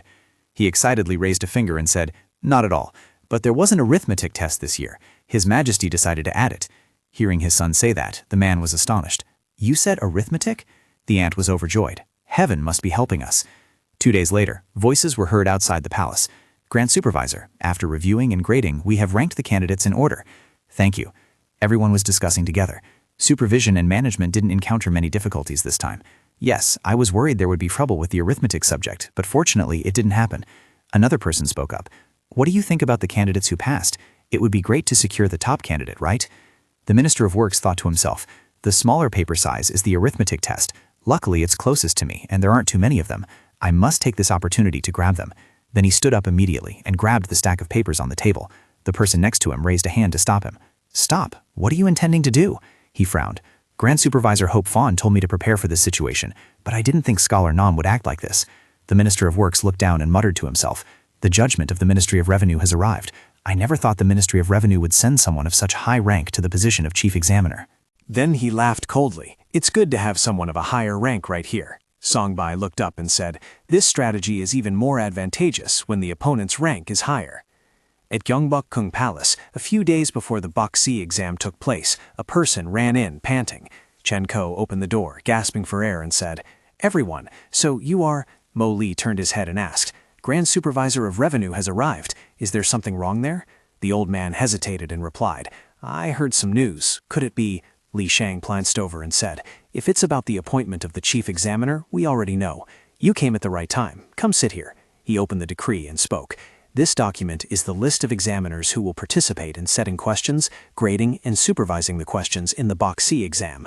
Hang Feng stroked his beard. He frowned and said, "Because there is arithmetic this time, there will be a lot of work to handle. However, I still don't understand why Deng Di is the chief examiner." Li Shang replied, "I don't understand either. Grand Supervisor Chen Ko and Scholar Deng Di, both of them are competing for the number 1 and number 2 positions in arithmetic in the court." Hang Feng looked away nervously and said, "At the same time, they are like the 2 arms of the Crown Prince. Clearly, Your Highness the Crown Prince wants to ensure he gets the best people. Isn't this an abuse of power?" Mo Li clenched his fist and exclaimed, "Exactly. This is clearly a matter of ethics." Li Shang rested his chin in thought. On this side, King Songshu was equally deep in thought. He held a decree, reading it while listening to someone say, "Your Highness, His Excellency Chief State Councilor Li Shang, His Excellency Left State Councilor Hang Feng, and His Excellency Right State Councilor Mo Li wish to have an audience with you." He nodded, "Let them in."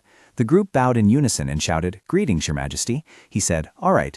Li Shang spoke up first. "Your Highness, I, Chief State Councilor Li Shang, pay my respects." But before he could finish, King Songshu closed his eyes and replied, "It is about the personnel selection for the high official position, is it not? I am also considering that matter." He nodded. "That is correct, Your Highness. This matter goes against ethics." The king stroked his chin. "I know that too. I am considering everything." Li Shang glanced up and asked, "Does that mean you oppose the personnel selection this time?" Hearing that, King Songshu replied, "However, if we do not appoint those 2 to this position, who do you think would be suitable? I mean, aren't those 2 the most suitable candidates? If you have any proposals, tell me." This statement made all 3 of them startle. The king propped his chin on his hand, thinking to himself that this was actually Songbai's idea. The king said, "Crown Prince, I cannot accept your proposal." Songbai was surprised, "But Imperial Father," he continued, "I know you and the other high officials have put a lot of effort into arithmetic, but you are the one who proposed including arithmetic in this Boxi exam. Besides, appointing someone like Director Chen K to this position is normal." Songbai bowed his head and listened as he continued, "But regarding Deng Di, he is merely a scholar. If he is appointed as chief examiner, other problems will arise. The high officials will surely think you are using your status to recruit the most talented people. It would be very dangerous for you, so you should give it up." The boy smiled and asked, "Then, Imperial Father, what do you think about each ministry appointing 1 person to serve as chief examiner?" He hesitated. "1 person from each ministry?" He frowned and asked back, "What do you mean?" Li Shang broke out in a cold sweat and said, "Yes, do you mean each ministry will recommend 1 person to be the chief examiner?" Mo Li hesitantly spoke up, If If so, there will be 7 chief examiners. Li Sheng also hesitated. 7 people working together in one exam? This has never happened before. Suddenly, Hang Feng lowered his voice in agreement. I think this is a good idea. Li Sheng was stunned hearing him speak. Left counselor. He asked back, isn't it the best way? Li Sheng hesitated. That is true. King Sangshu stroked his beard and smiled, saying, then proceed immediately, as fast as possible. They quickly answered in unison, your orders, your highness. Scene change. At this moment outside, Li Sheng and Hang Feng stood talking. Li Sheng asked first, hey, left counselor, why were you so impatient? Hearing that, he asked back, time is running out, so isn't this the best way? Li Sheng shouted, is that all? If you were more firm, the advantage would belong to us, right? Hang Feng replied, no, there is no better move. Besides, we have no reason to oppose your highness. Li Sheng hesitated. If we could persuade the Ministry of Personnel and bring them in. Hang Feng closed his eyes and helplessly replied, if the Ministry of Personnel heard this proposal from your highness, he would certainly accept it too, don't you understand? Then he patiently explained again that the Ministry of Personnel always suffered a lot of trouble in allocating personnel. Of course, he was the person with the most important voice in the 6 ministries, and in this situation, isn't this the best way? Moreover, this time each ministry will appoint one person as a chief examiner, so the Ministry of Personnel will certainly not miss this opportunity. Hang Feng thought this must be the Crown Prince's idea. He recalled the scene of Song Bai smiling and making a pinky promise. Hang Feng turned his head to glance at Li Sheng and said, quickly gather the 6 ministers. If we are not careful, the most talented people will be taken away by the Crown Prince. Li Sheng asked back, if so, what about the Ministry of Works? He replied, exclude him. He also holds a position in the Research Institute. This affair will be a competition between the 6 of us and him. Scene change. At this moment, Song Bai was sitting opposite the Minister of Works. He placed both hands on the table and said, as you know, my proposal has been accepted. He replied, your highness seems to have read his intention. But the Minister of Works worriedly asked, why is it that the higher the opponent's position, the more advantageous it is for us? If we make a mistake, wouldn't the chance of failure be higher? Song Bai smirked and continued, now I will explain the reason why. Since I announced that Scholar Nam would be one of the chief examiners, it is highly likely they will send people with even higher positions than that. At the very least, there will be 2 or 3 such people. He recalled the scene of the 2 discussing. This was exactly what he was aiming for. The higher the position, the more they will scrutinize the exams leaning towards literature. Even if they personally review the exams, it is very difficult for them to determine the arithmetic ability of the candidates. That is why the higher their position, the more beneficial it is for us. Then he raised his hand to conclude. We just need to focus on the candidate's arithmetic ability. You must grasp which candidates are good at arithmetic. Don't take too many, but don't take too few either. Deal? About 10 to 15 people is enough. The Minister of Works nodded as if he understood, but then his eyes went wide as he asked again, yes, I understand, but what did you just say? Deal? What is that? Song Bai realized what he said and jumped. Oops, I accidentally spoke English. He awkwardly waved his hand, his forehead dripping with sweat, and explained, no, it's nothing, it's a Western language. Deal, it means agreement, an agreement. The minister closed his eyes and thought, deal. It's a bit strange, but it sounds good. Scene change. The man in the red robe held the Minister of Works' hand and asked, stop, what are you doing? He continued, the Grand Supervisor of Revenue told me to be careful with you. I didn't expect Scholar Nam to be such a person. If you take all the best people, what will the other ministries do? The Minister of Works used his sharp eyes to say, the Research Institute needs people good at arithmetic. The man exclaimed, everyone here needs them. 2 of them also spoke up. That's right. It turns out Scholar Nam is such a terrible type of person. It's really too much. The Minister of Works had to compromise. Fine, then I will take 5 people from the top and 5 people from the bottom. I have to follow the orders of Your Highness the Crown Prince, right? The man in red shouted. No, we also need people good at arithmetic. The person next to him hesitated. No good. The Minister of Works continued. If so, I will take 8 people from rank 1 to 8. In exchange for the policy essay exam, I will be the last one to choose. Someone spoke up. Can we discuss for a moment? He replied. I understand. The Minister of Works stood aside watching them discuss excitedly together. Everyone argued very enthusiastically at this moment. That works too. That's good. A while later, the Minister of Works spoke up. Have you gentlemen finished discussing? The man in red robe replied. We agree, Scholar Nam. Scene change. The sun had just set at this time. The sky turned orange-yellow, extremely peaceful. The sound of footsteps clacking rang out. A voice from outside the door spoke. Your Highness, it is your subject Nonggong here. Are you inside? Song Bai looked out and replied. Scholar Nam, come in. The door burst open, and the Minister of Works looked at him sternly. He looked back at the old man with a mischievous gaze. Then Song Bai waved his hand, and the old man gaped, trying to dodge. Both of their faces turned black. Despite the constant inspection from high officials of every faction involving a book covered in dense text, the Research Institute still managed to recruit the 5 best candidates in the arithmetic exam. However, they did not expect that among those who passed the arithmetic exam, there was a small seed that would later grow into a giant tree. It was a night with a clear moon and cool breeze, leaves gently swaying. At this moment, Tianthu's mother was in the courtyard, clasping her hands and muttering, "Amitabha Buddha, Amitabha Buddha." Inside the room, Tianthu was diligently solving arithmetic problems. He excitedly said, "Just one more problem and then I can go to sleep." Scene changed to a clear sky with light sunshine. At this moment, there were many people queuing in chaos. A voice rang out, "Is the list of successful candidates available yet?" It seems not yet. Although Tiantu was standing on his toes in the crowd, he still could not see anything ahead. He sighed, "There are too many people in front. I can't see the exam questions, nor can I see the results." A loud noise rang out, and the front gate of the Capitol opened. The whole crowd excitedly watched, their eyes directed towards the same side. Right then, the officials were applying paste and posting the list. After it was posted, they stepped back so everyone could come forward to see. A man in a yellow robe excitedly pointed and shouted, "The list of successful candidates!" Everyone rushed to see. Those who passed raised their hands in joy. I passed too, passed!" Others were dejected, failed again. Far away, Tiantu, standing behind many people, he closed his eyes helplessly, saying, "I can't see anything." Immediately after, a voice rang out, "Please make way, let me pass." Suddenly, Tiantu rose much taller than everyone else. He waved his hand shyly. That's right. Right now he was being carried on Xiaogo's shoulders.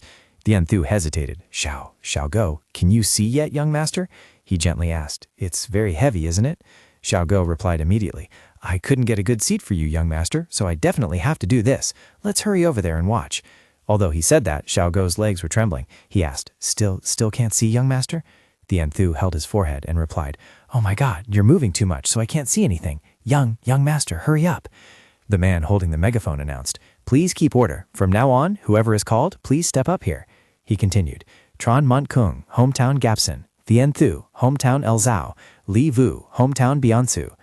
Xiaogo heard that and looked up. "It seems he just called your name, young master." Tianthu panted. "That's right, I'm going up there now." He approached and reported, "I am Tianthu, hometown Elzao." The man asked, "Where is your place of origin?" He replied, "It is Yongsung. Here is my identification tag." The man nodded. "That's you. Stand next to me."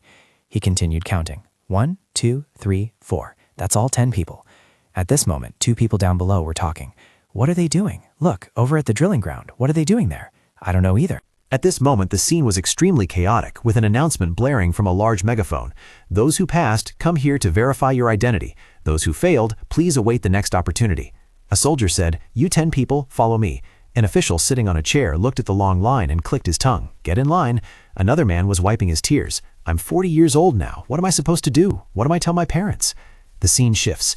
King Song-shu rested his chin on his hand and said, "There are a total of 185 people who passed the Boxy exam. We increased the number of passing candidates, but in the end, it was lower than average." Hang Feng bowed his head and explained, "There were those who passed the Chasel and Myeongyang exams, but they were rejected because their arithmetic scores were under 20. King Song-shu asked back, "Isn't that a bit of a waste of manpower?" He replied, "That is true, but we would have to spend a lot of time and effort to educate them from the basics." King Song-shu slapped his thigh firmly, his expression gradually becoming serious. "I understand. The successful candidates are all talents carefully selected for the court administration, so make good use of them. Besides the selection, what do you plan to do with those who complete the tiered course?" The man in the yellow robe bowed his head and spoke up to explain. "First, just like the Sunkyungwon scholars, we will grade them based on their academic results and work performance. Then they will be distributed evenly among the 6 ministries as agreed, and after a 3-month probation period, they will be officially appointed."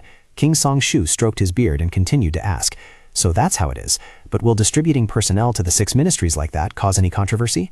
Mo-li smiled and replied, "Yes, Your Highness. Everyone has almost reached an agreement." Beside him, Chen Ka and the other person looked at each other and smiled. King Song-shu looked somewhat satisfied, but he continued to ask, "That is good. However, what if they want to transfer to Sungkyung-kwan?" Hang Feng spoke softly. "If so, they must start from the lowest rank. If one thinks carefully, their presence here is much more beneficial than going to Sungkyung-kwan. Besides, Sungkyung-kwan will undergo many changes in the future, so we plan to have all the Confucian students graduate this time." Hearing this, Song-shu hesitated, but not everyone thought the same. The scene changes to a peaceful blue sky with many clouds. In the courtyard, someone was announcing to the young scholars, "Therefore, you will be assigned to work after completing the course. The man in the blue robe raised his hand and asked loudly, I am aiming for the major exam. Can I go to Sungkyunkwan? The man replied, no, it is not possible. Starting this year, affairs at Sungkyunkwan will change. All Sungkyunkwan Confusion students will leave the institute from now on, and the conditions for participating in the grand exam will also change. He continued, until now, anyone who passed the exam would go to Sungkyunkwan. After a period of study at Sungkyunkwan and taking the grand exam, one had to be an official to have a chance. The Zhuanghuan ranged from junior 5th rank to junior 6th rank, with grades from 3rd to 4th rank. He went on, however, from now on, there will be changes. After passing the recruitment exam, those who wish to become officials working in academic institutes will go to study at Sungkyunkwan. The rest will be appointed to low-ranking positions in the imperial court. They will have to undergo a period of training and probation before finally being officially appointed. After achieving the required rank, they will have to take another exam. Only after passing this exam can they face the grand exam. He bowed his head and concluded, that is how it is. Then he thought to himself, if you do not have the ability, you will never be promoted. Furthermore, you are also liable to be fired before being promoted. The man in the blue robe raised his hand again and asked, can't I just take the grand exam like that? Hearing these words, the man's face turned red with anger. He said to himself, exactly, if I let such an incompetent person become my colleague or subordinate, I'm done for. Then he replied, it's not about you. It's, hey, are you even listening to my explanation? A second later, he shouted angrily, what did I say? If you want a high position in the court, you must have the capability first. You idiot, get out. The blue-robed man was chased away, looking bewildered. Why? Am I being chased away? He pointed straight at the blue-robed man's face and shouted, you are disqualified, you idiot. Screamed at like that, the blue-robed man flared up and retorted, but you bastard, do you know who I am? He asked, who are you? The blue-robed man frowned and replied, the former Minister of Works is my great-uncle, and my cousin is working in the Ministry of Justice. He crossed his arms, his tone full of disdain. In the end, you are nothing yourself. The man screamed, what, you arrogant bastard? At this moment, the person beside him spoke up. Go to the office of the Inspector General and bring Jipui Song here. If anyone asks, say General Lin from the Ministry of Personnel told him to come. The subordinate obeyed. Yes. The blue-robed man didn't stop. Where is the power backing you? The power backing me. I can fire you at will, do you understand? It is all the king's command, hear that? The power backing me is His Majesty the King. Suddenly, a voice spoke from behind. Well said, General Lin. He turned around. Is that Jipui Song? Why did you arrive so fast? A tall, burly man appeared and said, I thought something would happen, so I planted spies here to be my eyes and ears. Jipui Song was a junior 3rd rank official at the Office of the Inspector General. The Office of the Inspector General has the power to impeach and investigate corruption among high officials, while also possessing the authority to prosecute ordinary crimes. This is an extremely powerful institution, capable of consenting to or even rejecting personnel and legal reforms. Saying this, he raised his hand and ordered, what are you still standing there for? Drag that insolent brat out immediately. 2 guards quickly dragged him away. The man clasped his hands and begged, spare me this one time. Please spare me just this once. Please, my lords. Immediately after, the man shouted loudly, if your conduct is problematic during training and the probation period, or if you cannot keep up with the work or cause trouble, you will be expelled immediately. The crowd shouted in unison, understood. In a gloomy setting, a voice rang out. Song Ji-e, I heard something happened when the exam results were announced. Is that correct? Another voice replied, yes, Chief Censor. The man in brown respectfully reported, the people there have received the strategy you sent. The person behind laughed sinisterly and replied, well done. Present this up as well. He smiled mysteriously, his eyes becoming sharp as he said, leave that to me. The golden pen that His Majesty bestowed upon me is sensing some misconduct here. The scene changes. At this moment, King Songshu was trembling with rage. Just passed the exam and already this arrogant? Just how much does he trust the power backing him? That guy is around Mingzong's age, right? The whole group closed their eyes and said in unison, we serve you with all respect, Your Majesty. He stood up from his chair in anger, clenching his fists. No, there is no need for your reverence in this matter. If someone commits a crime in the imperial court, I will also suspect what the power backing him he spoke of is doing. Chief State Counselor, immediately order the Forbidden Guard Bureau to investigate the relatives he mentioned. The man in red frowned and replied, as you command, Your Majesty. Early in the morning with gentle sunlight, a group of people was walking in a line. The Entu poked his head out and asked, may I ask, where are we lowly scholars going now? The man replied, it is the Eastern Palace residence. The Entu was extremely panicked upon hearing this. Yes, wait, no way. Why are we who have just passed the exam suddenly going to the Eastern Palace, the residence of the Crown Prince? The man turned around and said, of course you must go. You have all been assigned to work at the Crown Prince's Research Institute. The Entu and the others were bewildered. He continued, relax. No matter how brave one is, entering here makes anyone nervous. He thought to himself, will I get a feeling of lessened workload? He pursed his lips and muttered to himself, I can hear that. Under the blue sky and gentle sun, a voice rang out, welcome all of you. The man in the blue robe introduced himself. I am the Deputy Director of the Research Institute. The group responded in unison. It is our first time meeting you. Greetings, my lord. Seeing their glistening eyes, he thought, these lads' eyes are full of vitality, aren't they? That thought continued. But soon it will be like this. The crowd in his imagination said, my new officials. He raised his hand to invite them. Now, you all sit here first. The group chorused. Yes, everyone sat down together. The Entu suddenly had a thought. Just as I predicted, this place has a very familiar smell. He placed his hand on the armrest, thinking, my heart is beating so fast, but the rhythm is also very pleasant. I have never experienced this feeling before. The first time I saw an arithmetic book was in the attic, where my grandfather's keepsakes were kept. Memories surfaced of him as a child beside the book. At that moment, unanswered questions constantly flashed through my mind, and his face was incredibly joyful. The young man smiled and thought to himself, this excitement is exactly like the feeling I had when I first encountered arithmetic and its principles. The man in the blue robe laughed and spoke up. Now I will let you all know what you will be doing next. Does anyone here know Indian numerals? Xiansu replied. I do. He asked back. As far as I know, Indian numerals have not yet been widely spread. How do you know them? He answered. I learned them while interacting with merchants. Hearing this, he nodded. So that is the case. Very good. Does anyone else know? He excitedly said. So only you know. What is your name? He spoke softly. This lowly one is Xiansu. Hearing that, he smiled and thought to himself, so you are Xiansu. Your scores on the first day were nearly failing, yet you ranked first in the arithmetic exam. Then let this student study Indian numerals together with you all. After finishing learning Indian numerals, you will continue to learn mathematics, and finally you will be trained in professional tasks. He continued, I will give you a month and a half. First, return to your hometowns to inform your parents. Then pack your luggage and return to Hansung. Your Highness the Crown Prince has high expectations for you, and so do I. Meeting each other is a good thing. The entire row of people listened attentively. Finally, they replied, we will do our utmost. Scene change. The sky had turned yellow. The sun was setting. In the village below, a call rang out. Has Xiantu returned yet? Then a reply came, he is back. Xiao Chu said surely the boy would pass the exam, so he shouldn't worry. Inside the room, Xiantu's father muttered worriedly, that kid Xiantu is only good at doing miscellaneous things, so I'm worried he'll only get to do trivial tasks, affecting the family's reputation. Xiantu's mother heard this and immediately retorted, even if he passes the minor exam and the grand exam, one needs a family background comparable to a high official to hope for a high position. Do you think our family is like that? He felt as if this question stabbed right into his heart. Then the wife asked again, besides, do you think our Xiantu is that talented?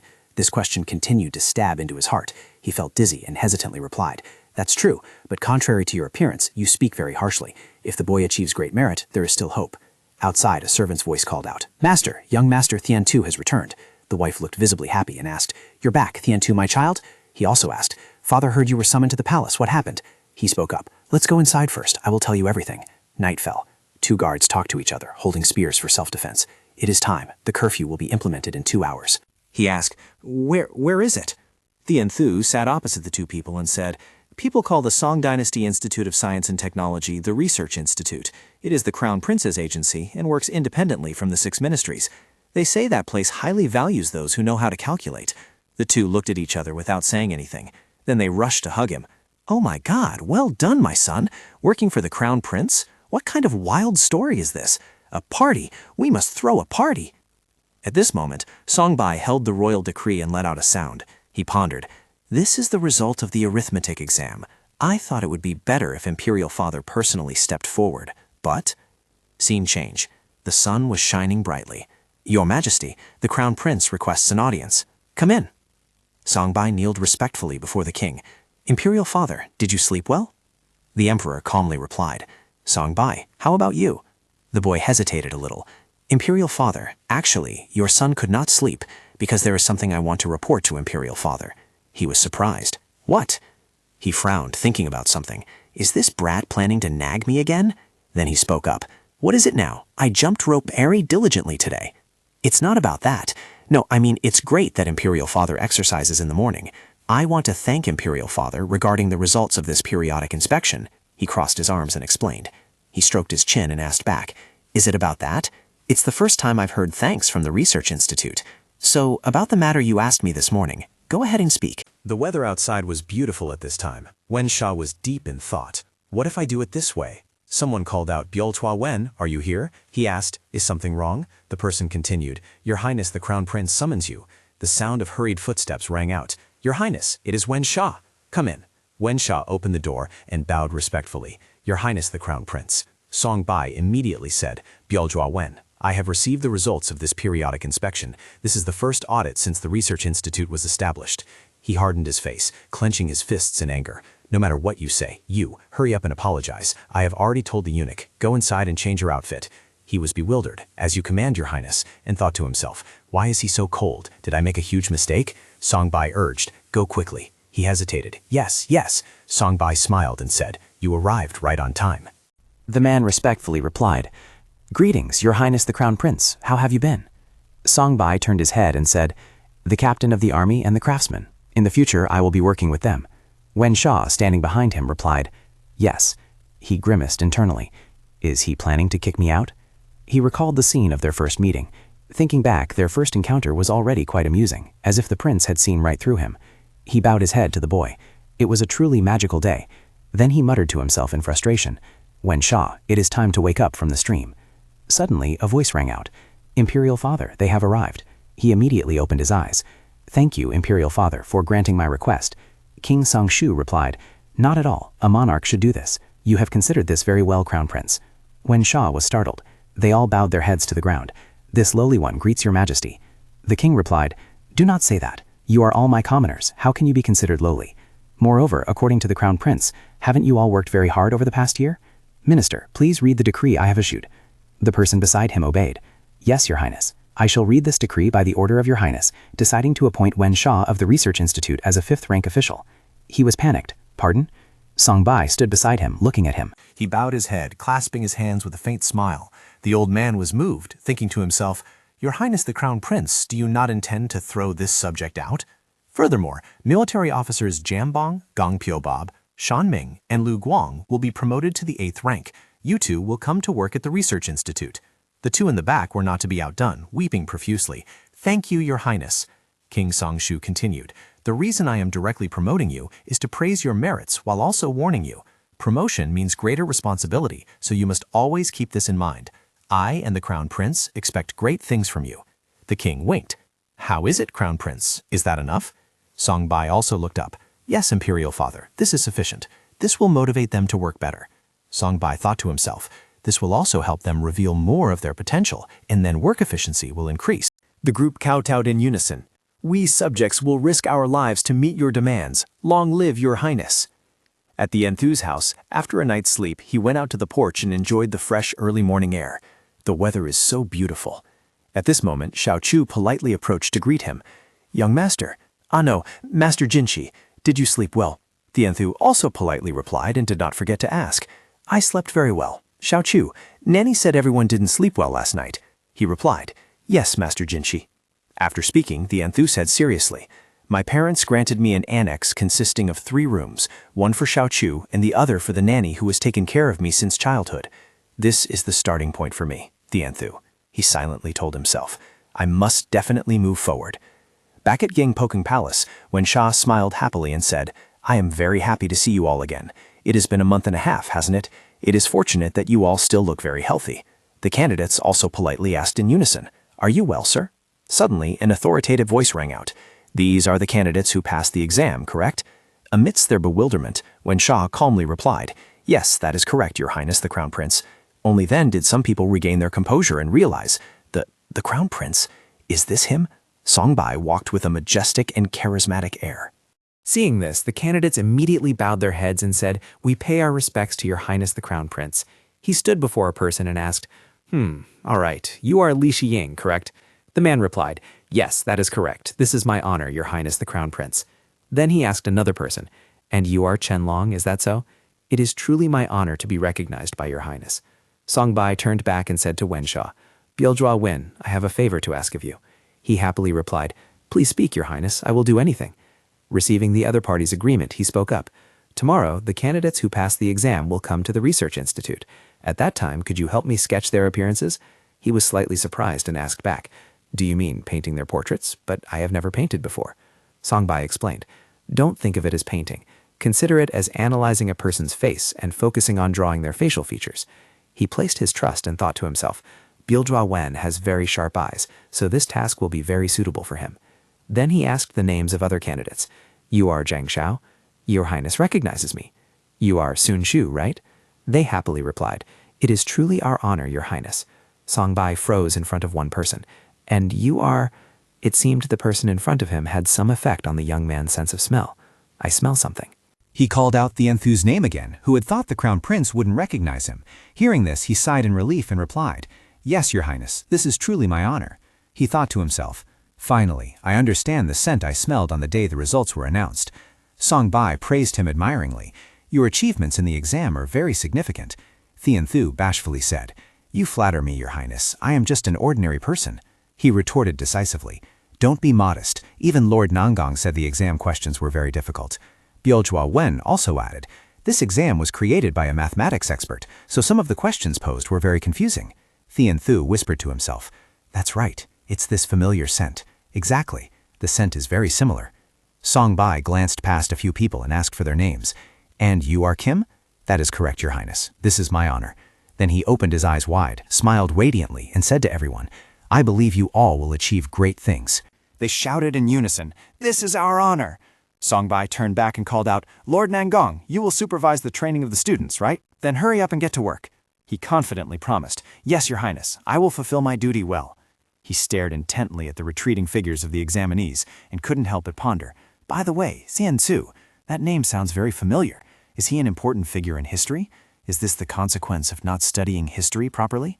Nangang led the way and called out loudly, Students, come this way. Arriving at the place he introduced, This will be the classroom where everyone will study in the coming time. 3 people will sit at each table. Student Xian Tzu will sit alone at the last table over there. From now on, you are no longer students but interns of the Song Dynasty Institute of Science and Technology. He stood on the podium and solemnly introduced, I am Zheng Zi, the one who will be responsible for supervising your entire training. From now on, trainees will address the instructors as Professor, and when answering, you must always say, Yes, Professor. Understood? They shouted in unison, Yes, Professor. Zheng Zi said with satisfaction, You guys catch on fast. Then today, in the first lesson, I will introduce the professor who will train you in the basics of Indian numerals. Come in, Yanbei. A large man walked in, causing the students to stare in shock. He wore a pink turban on his head, had a thick beard, and an incredibly muscular body. The students buzzed with whispers. Is that a goblin? Why is he so dark? Don't tell me inside the royal palace there is... Hearing this, Wen Shao immediately raised his voice to correct them. How rude! This is the mathematics instructor from the nation of Anxi, personally invited by Your Majesty. This is worth a point deduction. Learning attitude will also be graded, so after the entire training course ends, anyone with scores too low will be expelled from this place. Terrified, they hurriedly apologized. We apologize, teacher. We will etch your teachings into our hearts, Professor. The man did not mind what just happened and said, Just call me Yanbei. During the training period, call me Professor Yan. I will teach you about Arabic numerals, also known as Indian numerals. I speak the Song language a little, but I understand everything. Tian Tu thought to himself, so the person setting the arithmetic exam was the math instructor after all. He wondered what he would be learning and felt quite nervous. Nanbok's voice echoed out to the hall. Today's class ends here. We will continue tomorrow. Yes, Professor. Thank you, teacher. Just then, in the corridor, Hey, student Tian Tu. Hearing someone call his name, he politely replied, Yes, are you speaking to me? The other person introduced himself. My name is Chen Long. I come from Jiolado. People in the class don't seem to like talking much, so let's help each other out. Tian Tu happily replied, Is that so? Very nice to meet you. A moment later, 2 more people approached. And I am Sun Qiu from Chuncheng. I am Zhang Xiao from Hansong. Let's help each other. Yes, I am Tian Tu. You are the #1 student in mathematics, right? Please help me. I didn't understand anything today. Another student glanced at them chatting and said with disgust, They look different from us. I hate those from Hyangni families the most. Soon, night fell. In the meeting room, Songbai asked seriously, Today was the first day of class. What is your overall impression? A person replied, Since it was the first day, everyone was very enthusiastic. Nothing problematic happened today. Nanbok volunteered to comment. Student Tianthu has excellent understanding. I think my younger brother Nan Nam, who is currently away on business, would be very happy to meet him. Nangang also added, Because his skills are so outstanding, the other students all gather around him. Songbai stroked his chin and thoughtfully said, If they can motivate each other to develop, that's good. There will certainly be those who are jealous, so I hope you all guide them well so that everyone has the opportunity to develop themselves. Everyone agreed in unison. Yes, Your Highness. The next day in class, Nanbok shuffled the exam papers and gave a general assessment. This week was difficult for you all, but you did well. With this test, the Indian numerals class will conclude. Some students sighed and complained one another. It was ridiculously hard. Agreed, much harder than I thought. Zhang Xiao turned to the desk behind him and said to Tian Thu, "But I managed to solve all the questions, all thanks to this student tutoring me. Thank you." He shyly replied, "Brother, don't say that. Thanks to you, I learned more as well." Another student excitedly said aloud, "The results aren't out yet, but why do I feel so excited?" Nanbok coughed a few times and cheerfully announced, "I heard everything. Tian Thu, the best student in the class, has helped his friends study." The other person felt there was favoritism and jealousy, so he lamented, "It's always Tian Thu, just Tian Thu." Then Nanbok sternly voiced a warning. "The Indian numerals class is over, but it seems some of you still haven't grasped everything. Those who scored under 40 points will have to take supplementary classes. If you don't improve, you will be expelled." Everyone in the classroom was worried and fearful. He continued, "This afternoon, professional training will begin. It is much harder than Indian numerals, so you must complete it well and not give up halfway. We must meet each other as colleagues." Tian Tu happily replied, "Yes, Professor." He thought to himself, "Professor Yan, at first I was a bit hesitant because the professor is from a different ethnic group and not good at Korean, but thanks to that, I realized that Professor Yan and I can understand each other without saying a word. Numbers and symbols are used everywhere, not just between Koreans, but also with other ethnic groups."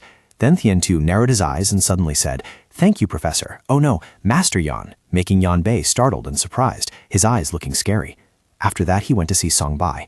The boy held a stack of exam papers in his hand. "Here are the results of the Indian numerals exam. These scores," Yan Bei hurriedly explained, "they are a bit lower than the Booksy exam, but no one is under 40 points. Although their aptitude is weak like this, it is all thanks to Tian Tu." "Very good." Then he looked serious and spoke urgently. "Then strengthen the professional training and improve their level immediately." "Yes, Your Highness." The sound of the door opening unexpectedly rang out, causing all eyes to turn in that direction. Tian Tu exclaimed in surprise, "What is it now?" At that moment, Wen Sha, with a calm gaze, ordered, "All right, put it on the table." Crossing his hands behind his back, he spoke, "You have worked hard." The servant bowed respectfully and replied in a polite tone, "Not at all, sir. If you need anything, just call for me." Tian Tu slammed his hand onto the stack of books, his eyes revealing his troubled thoughts. It had been quite a while since the first day. "The deputy director is in charge of your professional training. Each of you come up here and receive this book. This book contains information about the recovery process after last year's flood. However, it is inaccurate." His voice rang out steadily. "First, I will see how you analyze the problem. Find the errors, note the reasons, correct them, and write a report. I will give you time, so do it carefully." He held the brush pen, smiling confidently with narrowed eyes, thinking, "Is the problem here? First, I must change the overall statistics using Indian numerals and then perform the inversion operation."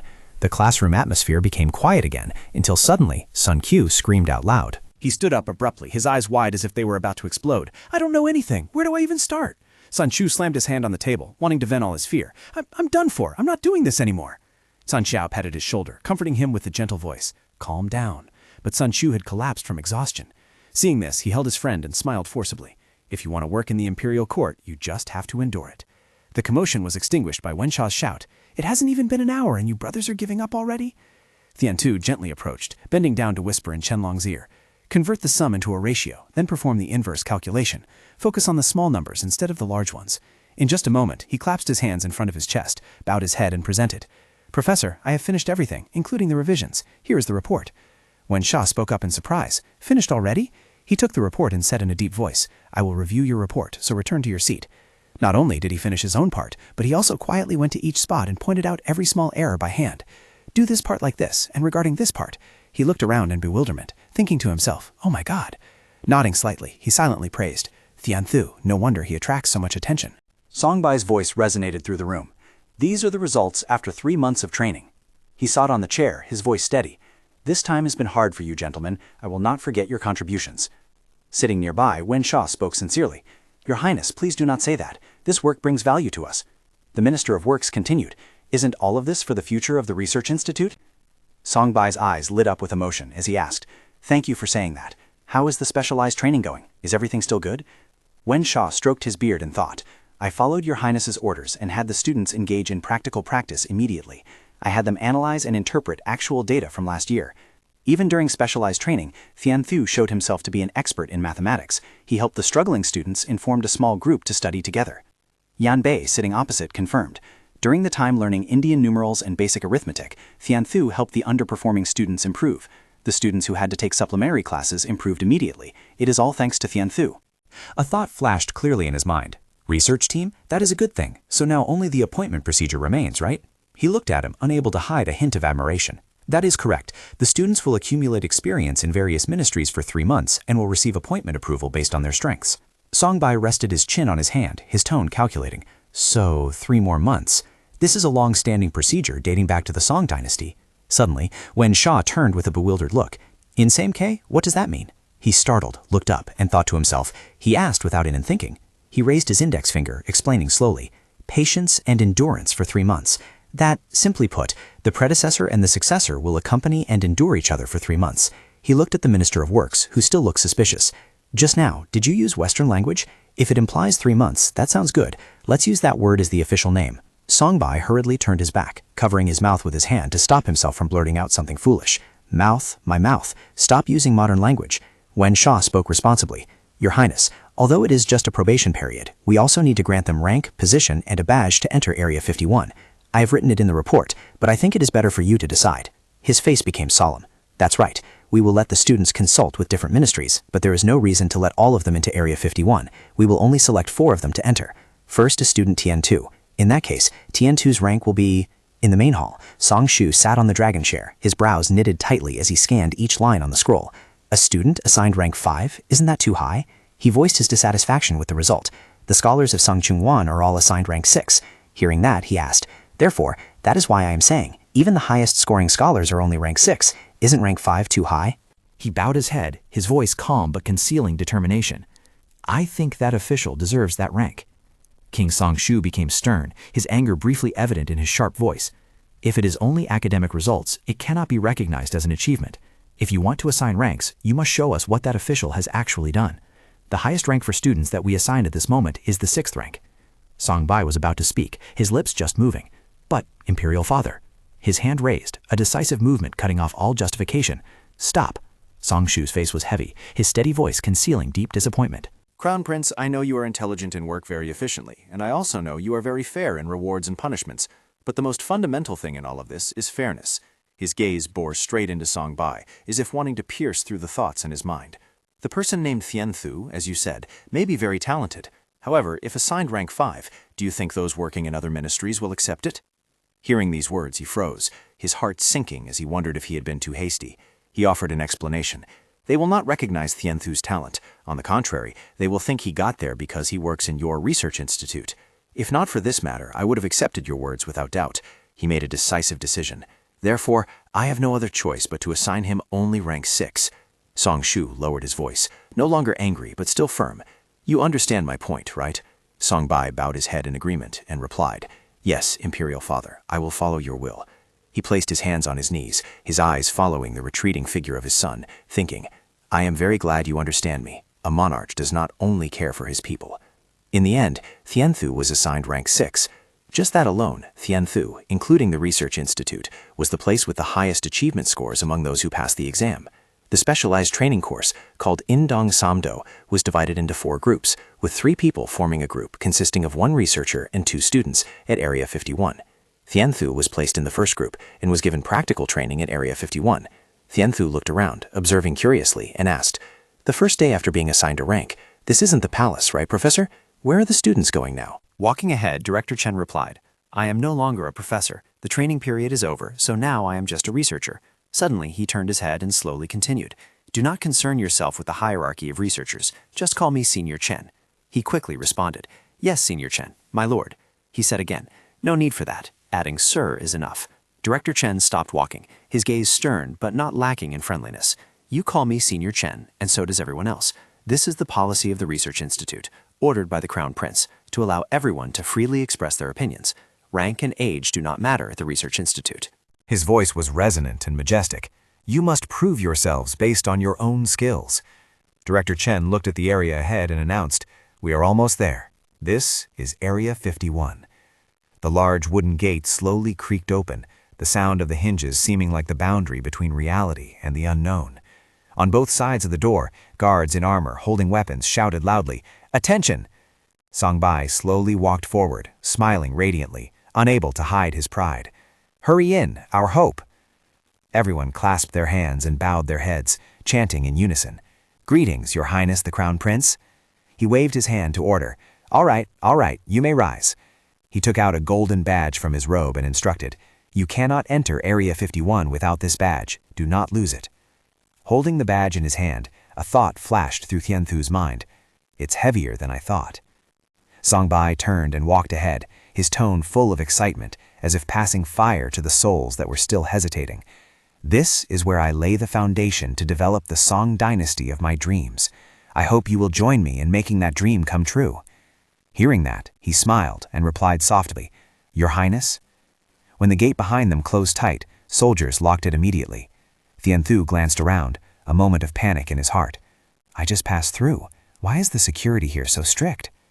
They began walking along a path of yellow sand, with lush green grass on both sides that looked carefully tended. Suddenly, the group screamed, their limbs fumbling as they instinctively retreated. They were standing right at the shooting range, where sounds echoed fiercely through the space like a battlefield. Tianthu looked up just in time to see a flying object cut across the sky, glowing like a meteor.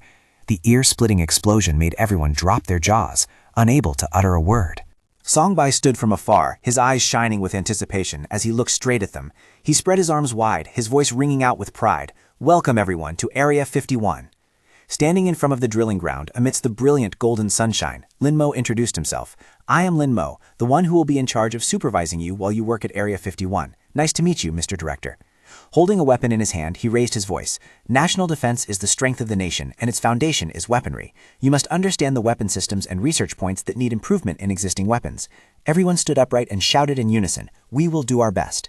A person walked ahead, directly instructing Tianthu on how to handle firearms. Meanwhile, Director Chen introduced special mechanical parts. Linmo stood in front of a large paperboard, continuously changing the diagrams of each type of weapon. Tianthu listened attentively and took notes, his paper filled with sketches of diagrams and symbols. The scene became bustling. Everyone was hugging thick stacks of documents, running back and forth. By late afternoon, a group sat flat on the steps, and a tired voice lamented, "Oh my God, it's done. The Research Institute was already hard work, but Area 51 is even more so." Chenlong closed his eyes tight and groaned. "I've been working here for a month, and the number of times I've gone home can be counted on my fingers. I just want to die." Director Nam suddenly opened the window, his voice deep. "If you're that tired, then quit." They were startled, jumped up, and called out frantically, "Lord Director Nam." His eyes were sharp and cold as he spoke. "Do you want me to report this to the superiors? You passed the exam to work here. Instead of sitting there sighing and moping, why don't you go do your work?" Chenlong and the other man looked at each other, falling silent, not daring to retort a single word. Then he placed both hands on the windowsill, his gaze softening a bit. "Don't think of the work as difficult, but look for joy in doing it. If you do well, not only the Crown Prince, but also His Majesty will reward you." Suddenly, a call rang out. "Lord Director." Director Nam turned his head and asked, "Researcher Tianthu, are you done?" From the window frame, the other man silently observed, the corner of his lips curling up in full sarcasm. "God, he's still the same, always working like a madman." Then, crossing his arms over his chest, his face clearly showed annoyance. "I don't like that guy at all." The new day had just begun. The dawning sky was dyed with pale orange streaks like thin silk, gradually revealing the first sunlight of a new day. He walked leisurely, clasping his hands behind his back, and raised his voice. "Where are you going in such a hurry, brother? Are you all going to the laboratory today, too?" Tianthu approached from a distance, smiling slightly. "You brothers have worked hard." His voice was casual, but full of implication. "I wonder if he eats the same food as we do." Chenlong stood nearby and chuckled softly. "It probably differs a little." He glanced over, half joking, half serious, and replied, "Each tree has its flowers. Each family has its own situation. Doesn't his family bloodline have something strange?" His voice grew louder and louder. "That's why he is different from us. You are being a bit harsh, brother. I don't know if his blood is as red as ours." Tianthu remained silent, bowing his head, his hands clenched into fists upon hearing these words, but his tone was calm in a cold manner. "I hope that one day you brothers will see." His eyes at this moment were icy like a predator cornering its prey. "Something called motivation. I must surpass my own limits. Just you wait. I will definitely make you pay." Elsewhere, Songbai stood up from his chair. "Researcher Tianthu, what do you mean by that?" "Yes, Crown Prince, Researcher Tianthu should have been here from the start." Director Nam bowed respectfully and spoke. "Although it is a bit early, I think you should appoint him as an official soon. If Director Nam says so, then the Deputy Director must also agree." He nodded in agreement. "Yes, Crown Prince, he entrusted me to handle this matter." He also nodded in response. It is true that researcher Thian-tu is very outstanding. Songbai's eyes gleamed with surprise and admiration. It has only been a month, but he has shown great potential. The training period is 3 months. Is he worth breaking the precedent for? Yes, Your Highness. Thian-tu's abilities far exceed those of the other researchers, Director Nam replied cautiously. However, because he is currently in the training period, his work is greatly restricted. Then we must utilize him to the fullest extent, right? He pondered, stroking his chin, then made a decision. I trust your judgment. Since you were the one supervising Thian-tu, I will expedite this matter as soon as possible. Thank you, Your Highness the Crown Prince. He bowed in gratitude. Thank you, Your Highness. Today, I will proceed to test you all. The director held the list and announced loudly, "First, we will check in groups." Zhang Sha hurriedly spoke up. "Director, researcher Thian-tu has not arrived yet." Sun Q, standing nearby, also spoke. "That friend is not the type of person to be late like this." He looked at them and replied, Don't worry. Starting today, researcher Thian-tu will be assigned to other work." He could not hide the joy in his eyes, thinking, "Finally, the thorn in my side has been removed." When the inspection began, he showed clear confidence, holding his pen as if he had already grasped victory. "If that guy isn't here, I am the best researcher here. I will take this opportunity to prove myself." A while later, he walked into the room, holding the report in his hand, his face full of confusion. Before his eyes, Thian-tu sat at the desk, smiling and extending his hand. "Why do you look so blank, brother? Are you calculating something?" He stammered, his eyes darting around. "Why are you sitting in the director's chair?" Thian-tu comfortably leaned back in the chair, placing both hands on the table and replied, I have been appointed as an official researcher starting today. My first task is to review your calculation results." He felt as if a bucket of cold water had been poured over him. His face grimaced as he shouted loudly, "This is truly absurd. It cannot happen." He calmly stood up, took the report from his hand, and said calmly, "If you have questions or want anything, just report to the Crown Prince. There is a lot of work to be done, so whatever you want to do it quickly. If I don't approve it, you cannot submit the report. To put it simply, your report depends on my review." He flipped through the report as he spoke. Let's see how my fellow disciple calculated." A drop of cold sweat ran down his cheek. An ominous feeling gradually became clear. Thian-tu pointed to a line in the report. "You calculated this part wrong." He panicked, his face turning pale. "This is impossible. Are you intentionally nitpicking me?" Thian-tu quietly picked up a pen to correct the report. "I will show you the formula here. Do it like this, like this." A sinister smile gradually appeared on his lips. "I never expected you to make such a silly mistake. Have you ever reflected on where your calculation abilities lie? Isn't this a basic calculation? You even got addition wrong. If you can't do mental arithmetic, you must use a formula." The voice was still gentle, but every word was like a punch to his pride. "I can't believe you got this wrong. You have to calculate it correctly, even if you have to use your fingers or toes. What is that thing on your neck that makes it so empty? Or is there a problem with your thinking?" Outside, Qianlong saw him crawling out of the room and asked in astonishment, "No, what on earth is going on?" He let out a stream of words. I didn't think you would get it wrong when it's this easy. Go relearn basic arithmetic. Is your skull 3 times larger than others? Even a normal brain can solve this problem. Please stop. You cannot make such a simple mistake, unless your brain is much smaller than others. Night fell. Several figures sat around a wooden table when one spoke up. I can't just ignore this strange bastard. Is there any way? His face scowled as he spoke. I can't take it anymore. Or let's file an appeal to the office of the Inspector General or the Crown Prince. Anyone will do. A person sitting next to him replied, But how do you intend to report it? Are you going to report that we are incompetent? He muttered to himself, Just 2 more months, and we will make this eccentric crawl at our feet. But first, you must complete the 3-month training course. 3 months later, in the room, Songbai flipped through the file placed in front of him and spoke. You gentlemen have worked hard over the past 3 months. He placed the book on the table, his gaze sweeping over each person. Except for Thian-tu, who has already been appointed, there are 9 more people who will be appointed next. His eyes glistened with joy. These students are the first to be trained in my laboratory, so the appointment process will also be recorded for future reference. Wen Sha tilted his head and spoke. Do you mean compiling a list of committee members and posting it up? He smiled and thought quietly to himself. As expected, you guys are top-notch. Songbai gently stroked the book cover on the table, closed his eyes for a moment, then opened them to look at each person. The work performance over the past 3 months has been very impressive. Perhaps after researcher Thian-tu is appointed. He quickly replied, Yes, Your Highness. It seems he has been working very hard. He raised his eyebrows curiously and asked, Is that so? Actually, I've heard rumors that his tongue is quite poisonous. Wen Sha nodded, unable to hide a wry smile. Yes, Your Highness, but it brings about very good results. Li Bai, sitting on the right, slowly spoke up. Although they are fellow disciples, their relationship now is that of superior and subordinate. There are times when one needs to be a bit strict with subordinates, so I view this positively. He nodded slightly, expressing his thought. I agree too. However, make sure not to let things go too far. That's right. Sometimes you have to use both the carrot and the stick. This friend Thien Tu is truly a precious gem. Everyone bowed in unison. Yes, as you command, Your Highness. Although no one spoke, their eyes met in silence, all thinking the same thing. He seems a bit cruel, but he fits very well with the Crown Prince and His Majesty the King. Songbai, realizing the time had come, spoke up. Now, let's proceed with the projects I've cherished for a long time. He looked at a manuscript with complex drawings on the table and said, the first of them is to develop our own calendar to function perfectly. Thien Tu stood in front of the Research Institute, thinking to himself, it's been half a year since I took the Boxi exam. Lifting his head to look at the blue sky, with gentle sunlight shining on his smiling face. Isn't this literally a rebirth? I used to work with merchants, helping them calculate just to kill time. Just yesterday, I was even scolded by my dad while solving math problems. All that time was truly brilliant. The numbers were wonderful, the numbers that weren't so wonderful, the precise numbers, or the countless different numbers. Every day that passed was wonderful. Zhang Shao and Zhang Shu stepped closer, bowed, and smiled in unison. Senior Thien Tu, is your imperial health still good? Hearing this, he also laughed, looked at the two of them, and replied, don't tease me. Then glancing at Chen Long and him, he spoke in a sarcastic tone. But don't you guys know how to greet your seniors? Just because you don't know how to calculate doesn't mean you don't know how to greet, right? Turns out having nothing in your head makes you feel relieved, doesn't it? Hearing this, he clenched his fist, trembling with anger. Honestly, he raised his hand to intervene. Calm down. You can't do anything to the researcher favored by the Crown Prince and the Deputy Director. Thien Tu exhaled softly, his eyes turned cold. All right, now is not the time to rehash the past. He pushed the door open and entered the main hall officially with a new position. Thien Tu, a 6th rank official and senior researcher of the Song Dynasty Institute of Science and Technology. Thoughts ran through his head.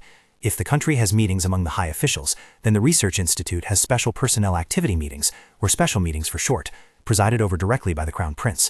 Sorry, but I am also a member of this special meeting. Songbai sat in the center and spoke. The special meeting has a few new members. The members this time are a bit unusual, but thank you all for accepting them. Wen Sha, sitting nearby, spoke up. I can understand, Your Highness. Anyone with skills like Thien Tu deserves to be welcomed. He glanced at him entering.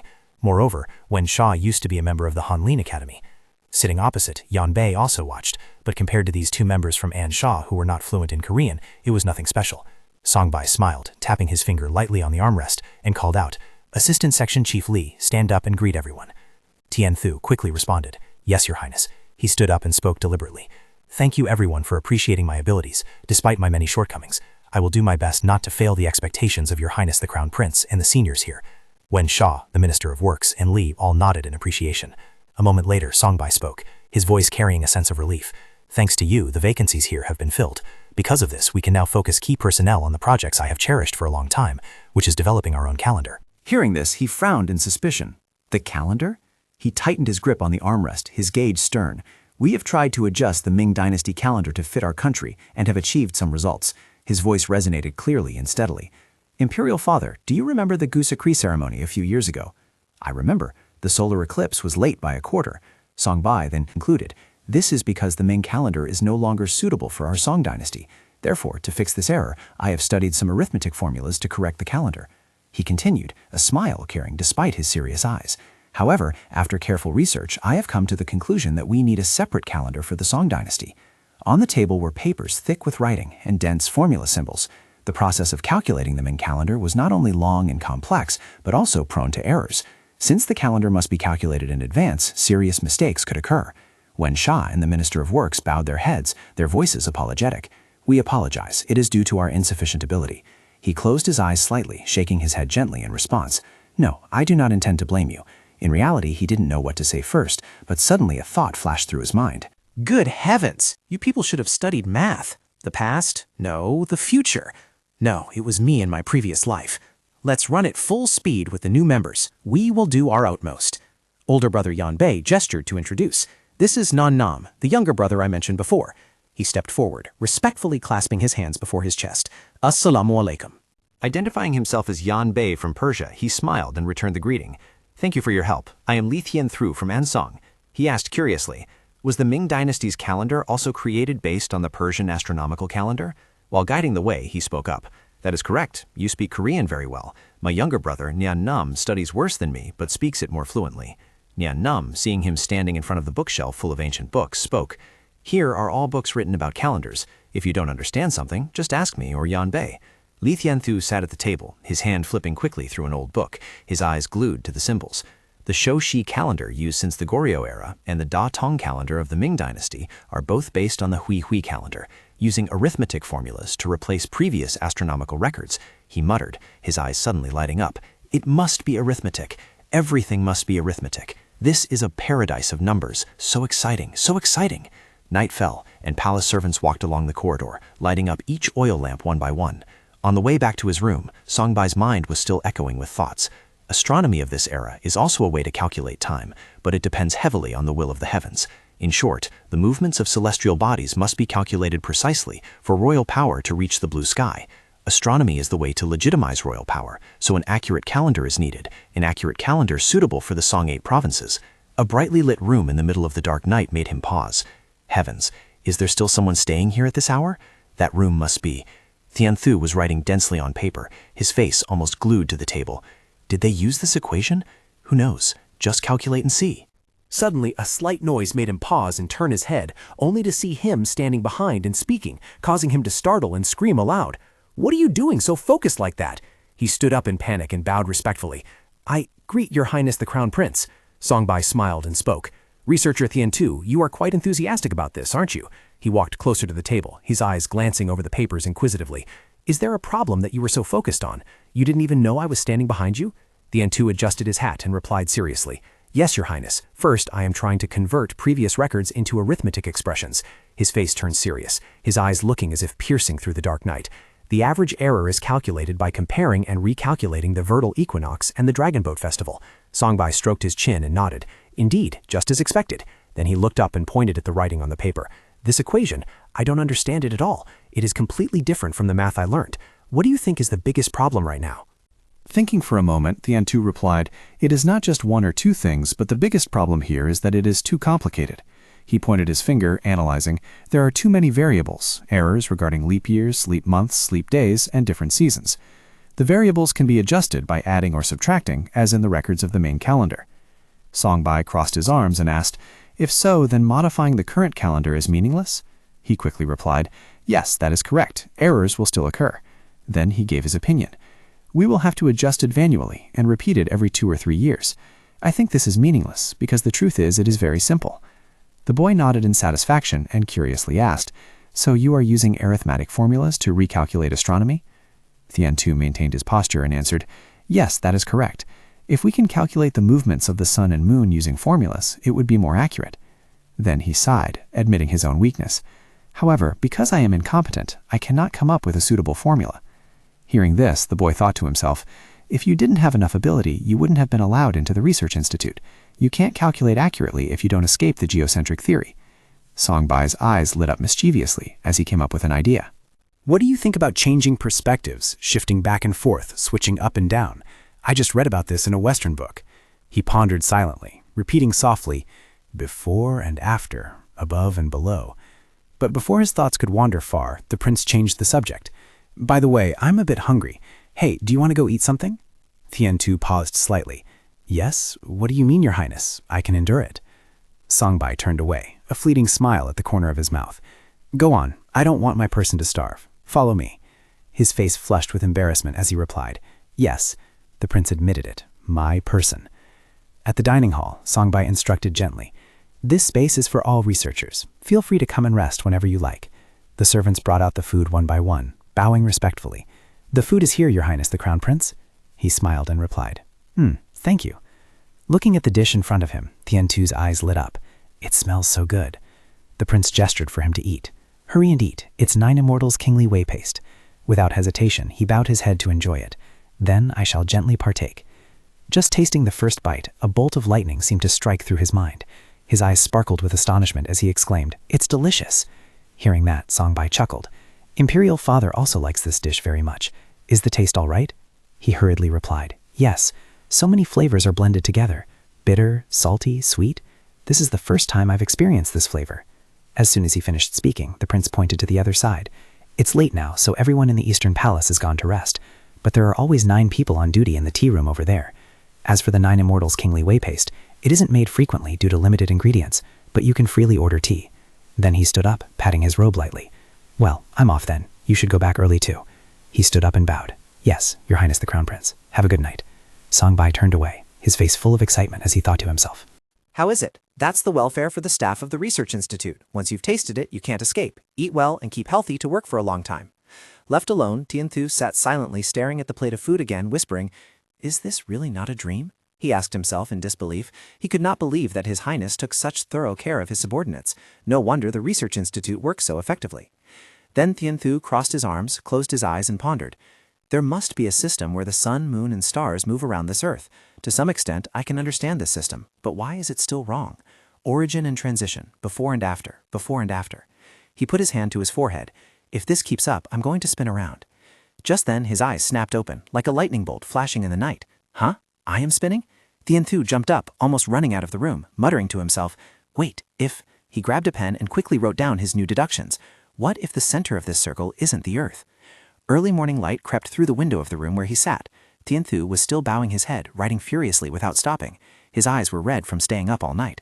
His hand paused, his eyes stopped at a point on the paper, and he exclaimed, "This is it." A second later, Tianthu jumped up from his chair, raising both hands in the air and shouting loudly, "The center of the world is not the earth. Everything is following the correct trajectory now." Scene shifts to a palace hall. The space there seemed to sink into silence. Suddenly, the young crown prince slowly spoke up. "It would be better to do it this way. Please submit it to the Ministry of War like that. Also, recently I haven't seen the Ministry of Personnel report on the situation. It has been 7 days now." Yes, the Minister of Works reached out to take the report he handed over, wondering, "Did Your Highness not receive a separate report?" He frowned and said, "This is a matter related to researcher Tianthu. There is a strange rumor spreading everywhere. I heard he lost his mind and has left office for many days now. Leaving office is similar to the concept of quitting a job today." Hearing this, Songbai was stunned. What? Loud sounds emitted from the room. Inside, Tianthu lay sleeping on the table, snoring continuously. Dong Zi's voice rang out. "Such an important issue. Why are you only mentioning it now?" Nan Nam calmly replied from behind. Of course, the rumor about him losing his mind is false, and the story about him resigning is also incorrect. He worriedly added, "If the crown prince finds out about this, he will surely punish us." Dong Zi pushed the door open loudly. "Look here, Researcher Tianthu, why are you staying up all night again?" He stepped forward and placed his hand on Tianthu's shoulder. "Hey, didn't you hear me? No matter how passionate you are about work, you must think about those around you." Dong Zi was utterly bewildered. He panicked and cried out. "Could it be Tianthu?" He murmured in his sleep. "I know already, Your Highness the Crown Prince." Seeing him still talking in his sleep, Dong Zi breathed a sigh of relief. "I lost 10 years of my life. He's just sleeping.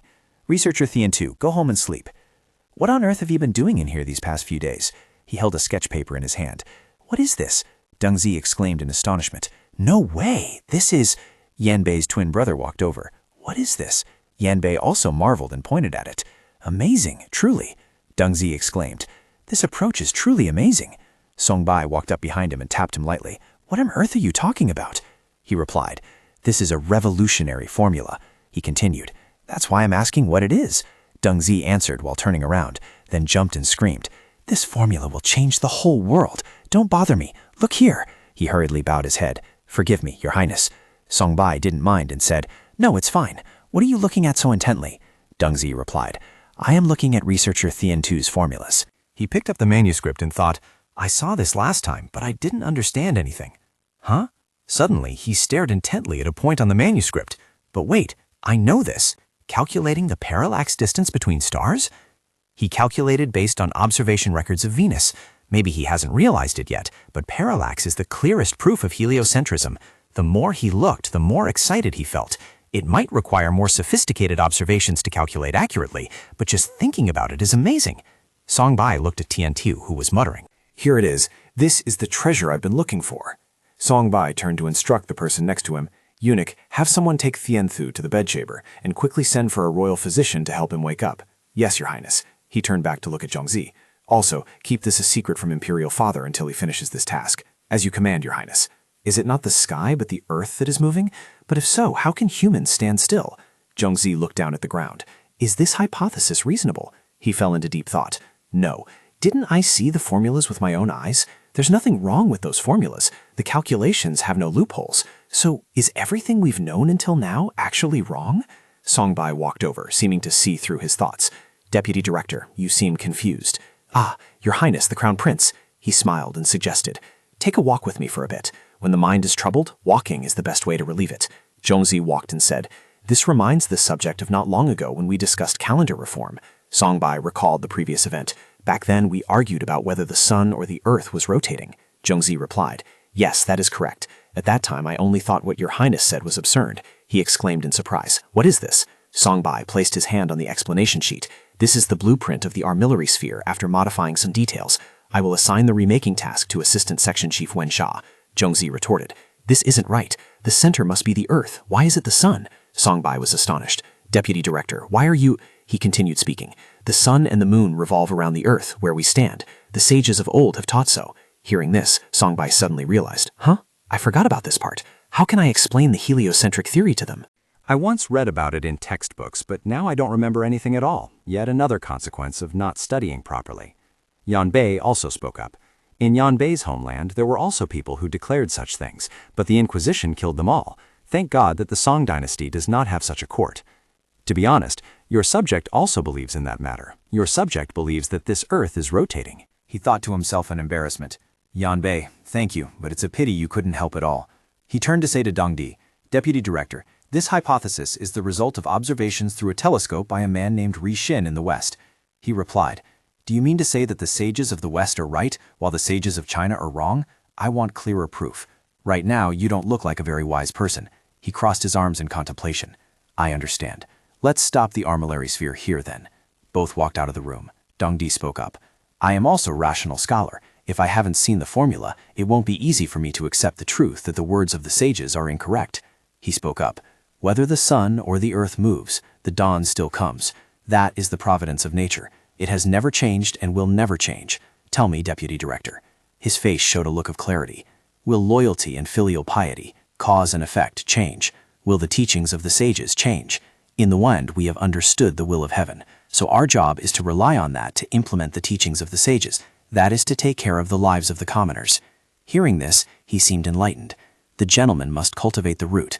Only when the root is clearly understood can the correct solution be created. Besides, the foundation of a nation is its people. After clearing each other's thoughts, he said comfortably, now let's get to work. Dong Di nodded. Yes, Your Highness. 1 month later, amidst the scorching heat, Tiantu's face was dripping with sweat. Tiantu tremblingly held a medicinal pill up to the sky to inspect it. Songbai grabbed the hand holding the pill and asked, wait, you bought that from the Wen house, didn't you? He stammered in response, Your Highness, yes, that is correct. He ordered, eunuch, take it away quickly. Yes, Your Highness. A massive medicinal pill was presented before Tiantu, making him cross-eyed just looking at it. This is, Songbai cheered him on, this is the real Angong Nuhuang made by the royal physician. Eat it quickly to nourish your health. Whiting, do your best. He stuffed the entire pill into his mouth and chewed vigorously. Thank you, Crown Prince. But what does that mean? Songbai struggled to explain. It's the fire logic pill, Huali Dan, concentrating all power into the lower abdomen. Well, I just made that up. Tiantu touched his belly to feel it. The lower abdomen. It seems the ongoing Nuhuang is really concentrating power in the lower abdomen. Then I'll be going first. See you later. Tiantu bowed his head seriously. Yes, Your Highness. I will try my best at fire logic pill. Songbai's voice rang out. Today marks the end of the regular morning assembly. Since there is a special report today, except for the ministers of the 3 high counselors and the 6 ministries who are to remain, everyone else must leave. As you command, Your Highness. Inside the room, Hangfeng whispered, Lord Chief State Counselor, have you heard anything yet? Li Shang replied, not yet, but Li Shang looked at Songbai and muttered, it seems to be related to His Highness the Crown Prince. His Majesty spoke. This is a special report from the Research Institute. Someone pushed the door and entered. Thien Thu knelt down. Your subject, Assistant Section Chief Thien Thu, greets His Majesty. His Majesty smiled and said, I have heard many rumors about you. They say you are very good at calculations. I permit you to come forward to explain to me and the civil and military officials about our new calendar. Hearing His Majesty say this, all the high officials were simultaneously surprised. A new calendar? Thien Thu stood on the platform, hesitating.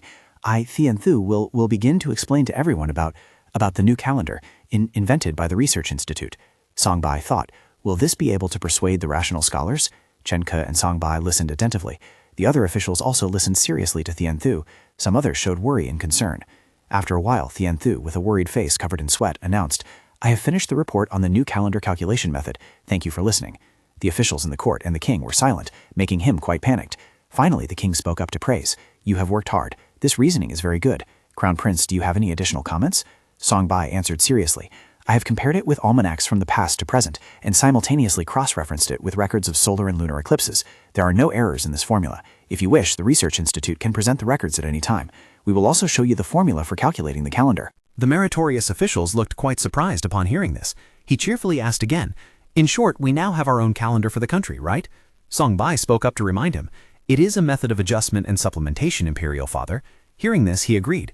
"That is correct. A method of adjustment and supplementation is the right term."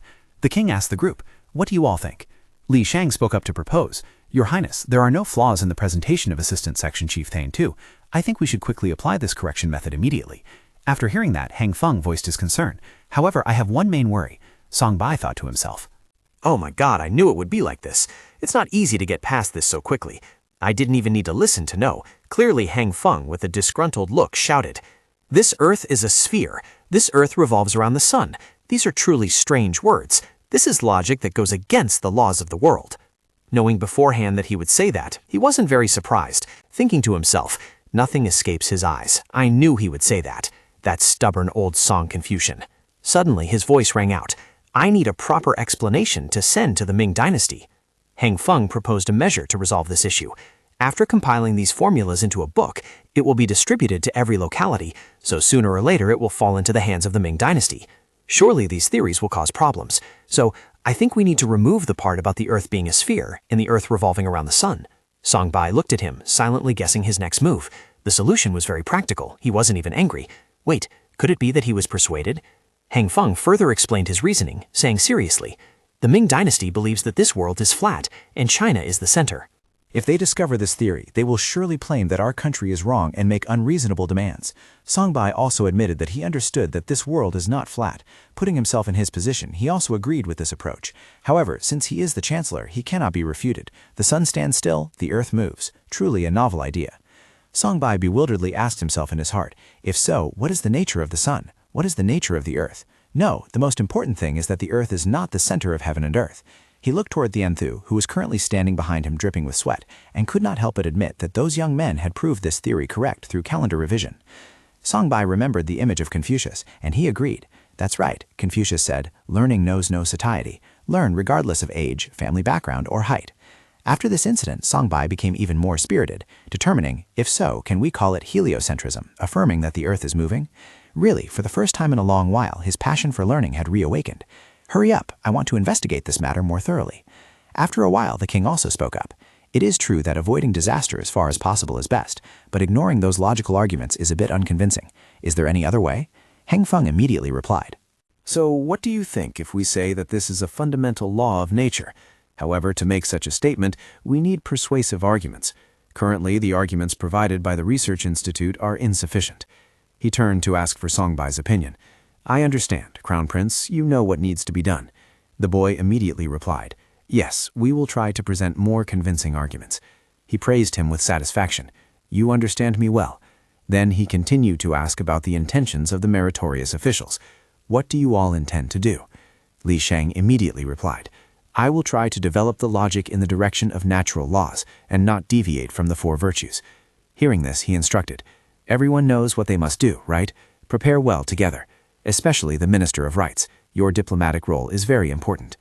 The officials shouted in unison, "Your orders, Your Highness." "Then let's conclude here for today." As soon as he left the hall, he complained, "Another hard road ahead, convincing the Prime Minister." Walking away in frustration, he wondered, "Really, why is Your Highness the Crown Prince doing such a useless thing?" Suddenly, a voice rang out, startling him. "Minister, did you say I am doing something useless?" He did not deny it and spoke up. "I think it is all because of His Excellency, the left state councillor. This matter is truly useless." He continued to speak without fear. "Until now, the calendar we use is still not completely accurate, is it? Even if it goes against the state councillor's thoughts." Hang Feng could not stand it anymore and raised his voice in criticism. "What nonsense! Don't you know this involves the diplomatic relations between two countries? If there are any errors, it will certainly have a huge impact." Hang Feng continued, "If you receive a stipend, you must work to be worthy of that stipend." As if admitting his fault, he said remorsefully, "It is my fault." Seeing Hang Feng finally leave, he breathed a sigh of relief. Chen Ke looked at Hang Feng's retreating back and asked in puzzlement, "Why is he... Lately, this person seems a bit different." He pointed out Heng Feng's recent unusual behavior. He no longer stands on the side of us high officials, acting as if he represents His Highness. Chen Ke asked back, "Is that what you mean? So the other two high counselors are the same?" Heng Feng in the distance thought angrily, "I heard everything, you two pathetic fools." He thought about why he was acting this way. If the season is not favorable, the commoners will starve. If the commoners starve, they will blame His Highness, and His Highness will punish the relevant high officials. Heng Feng imagined the scene of the king in a fit of rage. In the end, the consequences would only be borne by us, the three high counselors. Thinking about this, he suddenly stopped. The more he thought, the angrier he got. Heng Feng seemed to have changed his mind, turning his steps toward the two people gossiping behind him. A gentleman cannot swallow such humiliation. The two saw this and didn't understand what was happening. Then, seeing Heng Feng slowly approaching made them quite confused. A moment later, he arrived at the spot and stood towering right in front of them, frightening them. Heng Feng shouted as if releasing all the anger in his heart. "Before you want to badmouth someone behind their back, finish your own work first. Why did His Majesty reprimand me instead of you?" He threatened, "If you want to be comfortable, hand in your resignation letters. I'm sick of scolding you."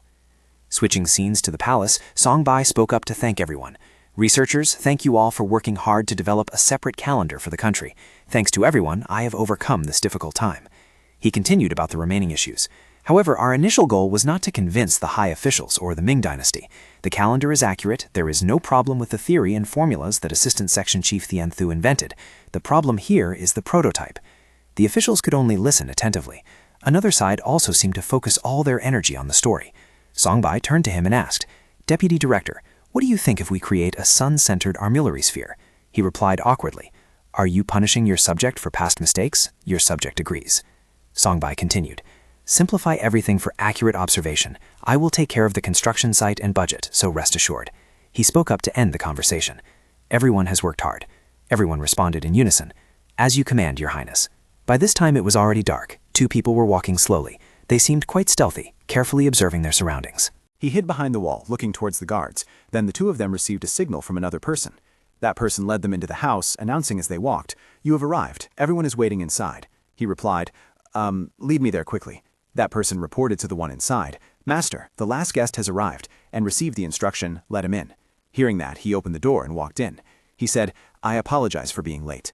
Li Sheng heard this and did not blame him. "Don't worry about it. Moving around during the curfew is very difficult." He continued, "Now that everyone is here, let's begin our special meeting of the three high counselors." He remembered the past. Initially, it was just sitting and drinking wine, confiding in each other. At that time, the three of them drank and chatted together. "I got scolded again today." Mo Li spoke up in indignation. "If it's going to be like this, why don't Your Highness and the Crown Prince just do it themselves?" Heng Feng heard this and asked in confusion, "What exactly does Your Highness want?" Li Sheng replied, "With the current situation, the next step will be..." Mo Li also agreed and responded, The trade monopoly will end and eventually the military system reform, so I told the Ministry of War this. Inside the palace, the king asked doubtfully, "Do you think this method is the best?" At that time, Heng Feng spoke about the solution he wanted to aim for. "Yes, Your Highness. The current method is too burdensome for the farmers, so I think it is best to combine both methods." Seeing that this opinion wasn't bad, the king stroked his beard and thought, looking quite approving. "It's not exactly bad, so let's pilot it in a few villages first." At that moment, both of them looked at each other, their faces filled with surprise. Returning to the conversation, Li Sheng happily boasted to the two of them, "Today we weren't scolded at all. No, I feel like he was actually praising us. He suggested that we meet more often in the future." The two immediately responded happily, agreed. Heng Feng voiced his question, "So I don't know what His Highness plans to do in this regular meeting." Li Sheng replied, "I think it will be related to military affairs, especially weapons." Heng Feng stroked his beard, deep in thought, calculating a superior strategy. I think so too. We should go to Area 51. The audit is over, so security there will be very strict. Mo Li suggested, "Then what if we link it to the work of the Ministry of War? Tuasand also holds the position of Minister of War after all." Finding that opinion quite reasonable, he agreed and replied, "Great idea. I will find an excuse to issue an order to the Vice Minister of War." So the three of them decided to proceed as discussed. Let's do that. If you issue the order, I will cooperate to handle it immediately." At the Ministry of Works, a horse was slowly approaching. Seeing someone arrive, both Lin Mo and Songbai turned to look at the door simultaneously. He spoke up, "Why so sudden?" Songbai continued, "Is the Vice Minister of the Ministry of War coming here with Lord Left State Councillor?" He wonderingly asked Lin Mo, "So the Minister of War is here? Did you not hear any news from the Ministry of War?" He immediately replied, "Yes, Your Highness. They arrived without prior notice. I will receive them first. You just worry about keeping the military secrets." "Yes, Crown Prince." Hearing that, he slowly stood up and approached the two men. Songbai excitedly said, "Excellent. I will use this opportunity to reform the military system in the local barracks." He politely invited the two. "Lord Left State Councillor, Minister Yanggam, please come inside." Hang Fang and Mo Li also responded according to etiquette. "Greetings, Your Highness the Crown Prince. We did not know you would be here in person." Songbai immediately replied, "I came out because I knew you two were coming." Hang Fang went straight to the main point. He handed Songbai a royal decree and confided, "The reason I came here is because of this decree." He took it and opened it. Seeing the content inside, Songbai thought happily, "It is not a decree from Imperial Father. The Ministry of War took the initiative to do this. Good." Outwardly, he raised his voice to ask, "Do you intend to propose distributing guns to local barracks?" He explained further, "Planning ahead is not difficult, but I think it would be better if you witness the manufacturing process with your own eyes. Last time you only saw the drill, but this time I will guide you directly." Hearing that, he happily said, "Thank you, Crown Prince." Songbai thought to himself, if I let him see it directly, he will realize how many artisans Area 51 has. Contrary to his thoughts, Hang Fang had other calculations. The Crown Prince is the heart of His Highness. If he has been by His Highness for so long, surely he will understand my intentions.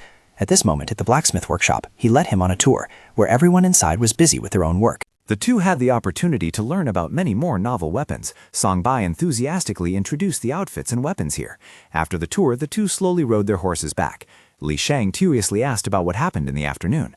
"Lord Minister of Revenue, how was the visit to Area 51? He hesitated and replied, "Well, about that." Li Shang asked again, "What about it?"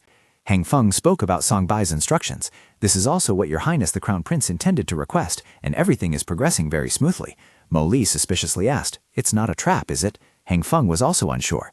"I feel the same way. It feels like being bewitched by a fox. It's been a long time since I met Your Highness the Crown Prince since the regular inspection." Mo Li had to admit, the Crown Prince is as difficult to deal with as His Majesty. "I really look forward to the time when the Crown Prince ascends the throne. It will be even more difficult then." Li Shang returned to the main issue. "Wait, so what is our true purpose? Isn't the day after tomorrow the scheduled morning assembly? That is His Majesty's intention." He replied, "Of course I know. Isn't the Crown Prince's will ultimately His Majesty's will? So." At the palace, the king was discussing with the meritorious officials. "So next, we will discuss the issue of reform." He voiced his criticism. "Especially the military system. This department is stagnant, so I am very disappointed. You officials should express your opinions on this matter." Hang Feng spoke up to ask for permission. "Your Highness, I, Left State Councillor and Minister of War Hang Feng, have a few words to say." He immediately replied, "You may speak." With the king's consent, Hang Feng frankly stated the solution he had kept in his heart for so long. "It would be irrational if we immediately changed the entire weapons system at this time. I think it is better for us to establish small-scale firearms units at local barracks, while prioritizing the training of excellent commanders." Hearing this, the king turned to ask him, "Not the central government, but the local regions. What does the Crown Prince think?" Songbai immediately added his suggestion. "I think it would be very effective if we combined it with the military reform method I mentioned earlier." In his heart, he understood that in reality, historically, they appeared very passive in strengthening local military forces due to fear of rebellion. Songbai remembered the image of the king while recalling the past of the Song dynasty. After the reigns of King Renzong and King Song Wenwu, centralization of power was strengthened, although there was some innovation by the time of King Song Shu. However, the one who seized the throne through rebellion, King Song Jae, fearing another uprising, completely restored that system. Consequently, that situation continued for hundreds of years, causing the Song dynasty to become a weakened nation. He silently came up with the best plan. He did not intend to stand by and watch things end like that. If this subject actively wanted to strengthen the local military forces, then he would raise both hands and feet in support. Hang Feng agreed and replied, "I also think so. As stated in the recent military reform plan, the roles of civil officials and military officials will be separated from each other. First, we need to systematize the laws to decentralize power and promote the general economy." He continued, "In addition, shooting drill units will be deployed in the northern border territory and the eastern and southern coasts. If command authority belongs to the central level rather than the local level as it is now, the command rights will be rotated after a certain period. According to Hang Feng, this would be the most optimal plan. This way, potential risks could be prevented." Upon hearing this, both the king and Songbai had to exclaim in astonishment. Hang Feng explained in more detail. When establishing the units, the number of soldiers and guns must also be carefully calculated. Following that, he sternly ordered the Vice Minister to bring up the report. "Vice Minister, present the report to Your Highness." The Vice Minister immediately presented the report to the king with a respectful tone. "Here is the report." He picked up the report and slowly read its contents. If this is the case, then indeed the biggest problem is the supply of iron, the main raw material for manufacturing guns. The king raised his voice to ask, "What is the current situation regarding the supply and demand of iron?" He immediately spoke up in response. Your subject, the Minister of Works, requests permission to speak. I have mobilized farmers nearby to mine iron. Amidst the image of workers laboring in the iron mines under faint torchlight, he explained, naturally, I also provided them with farming tools and household goods. These are tributes to help keep them there. The king ordered the officials, we must ensure that efficiency is maintained. You all must consider other methods to ensure a stable supply and consistent quality. Everyone responded in unison, we obey your command, Your Highness. After leaving the hall, the three of them gathered together. Hang Feng happily boasted to the other two, today I wasn't scolded either, plus one safe day. Mo Li proudly said, I will probably never forget the surprised looks on Your Highness and the Crown Prince's faces just now for the rest of my life. The three of them discussed a plan together. First, we must recruit the Minister of Works into this group. Li Shang also agreed. That is correct. He is the Crown Prince's man, so he will be of help to us. In a walkway within the palace, the king and Song Bai were taking a stroll. He confided in him. Actually, a few days ago, His Excellency the Left State Councilor came to Area 51. I did not expect him to share the same views as me. The king also expressed his surprise at Hang Feng's attitude this morning. To be honest, I was also a bit surprised today. It seems that finally those ministers had become enlightened. Saying this, he chuckled. The king's face turned sinister as he said, things are going to get very interesting soon. Song Bai seemed to share the same sentiment as him and spoke up. I think so too, Imperial Father. We have been a bit slow until now, so we must speed things up. Elsewhere, three people suddenly shivered. Mo Li spoke up. Why do I suddenly feel a chill? The other two also felt the same way. Me too, me as well. Let's go inside and rest.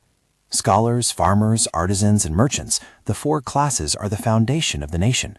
Hundreds of years later, this saying crossed the Tumen River to the Korean peninsula and became a saying distinguishing occupational hierarchy. Scholars are the most noble, followed by farmers, artisans, and merchants are the lowliest. Wu Ying, carrying 2 bags of tools in his hands, stood before Gyeongbokgung Palace. This was the residence of His Highness. At this moment, the craftsmen had gathered in the hall of Gyeongbokgung Palace, creating a lively atmosphere. Wu Ying was bowing down on his knees when someone approached and asked aloud, What are you doing there? Seeing the old man not respond, Song Bai continued, Did you not hear me speak, or are you mute? The old man then sat up, his hand gently wiping away beads of sweat on his forehead, and respectfully reported, No, sir, this humble one from the countryside, upon seeing His Highness's palace, could not pass by without bowing in respect. Song Bai then noticed a scar on the old man's arm, and thought to himself, Is that scar on your hand from a burn? The thought only grazed his mind, so he didn't pay it much heed, and immediately asked another question. Are you a craftsman here to apply for the Directorate of Weaponry? Wu Yang asked in surprise. How did you— Yes, my lord. He turned and ordered his subordinate. Hey, call the guards and take this craftsman to the Directorate of Weaponry immediately. Yes, I obey. Before leaving, the old man did not forget to thank the boy. Thank you, my lord. He also politely replied, Good luck. Song Bai happily said to himself, Is today the start of the craftsman recruitment for the Directorate of Weaponry? I must finish my work at Area 51 in the morning and then go see it. This selection process was my idea after all. After the recent inspection, the skilled craftsmen of the Directorate of Weaponry had been transferred to Area 51 and the Science Research Bureau. Furthermore, inside the meeting room, Song Bai presented his opinion to the other officials. We need more craftsmen for mass production. With the agreement of the high officials, many craftsmen from the Directorate of Weaponry were transferred to other departments. Wen Shot immediately retorted, Your Highness, although I am the Deputy Director of the Science Research Bureau, I am also the Minister of Works. The Directorate of Weaponry belongs to the Ministry of Works, yet we are critically short of craftsmen. He clasped his hand to his forehead, thinking helplessly, an own goal. In the end, I had to ask Imperial Father to mobilize craftsmen from the local regions to the Directorate of Weaponry. Emperor Song Shu spoke in a cold and authoritative voice. Fine, since we are recruiting anyway, let's do it properly. Zen will issue a royal decree requiring every military camp nationwide to send 5 craftsmen to the Directorate of Weaponry. Minister of Works, discuss with the Crown Prince and select a suitable number of craftsmen to replenish the Directorate of Weaponry. He bowed his head slightly and replied, I obey your command, Your Majesty. Hang Feng, standing to the side and hearing this, raised his voice to ask in confusion, Then how will the local military camps manufacture weapons? Because of this, the Lord and Minister of War, Hang Feng, got caught in the crossfire. Song Feng's face turned red with anger. He furrowed his brows and shouted sternly to correct them. Use the reserve arsenal and replenish manpower during that time. You act as high officials of a country, yet must I direct every single little thing?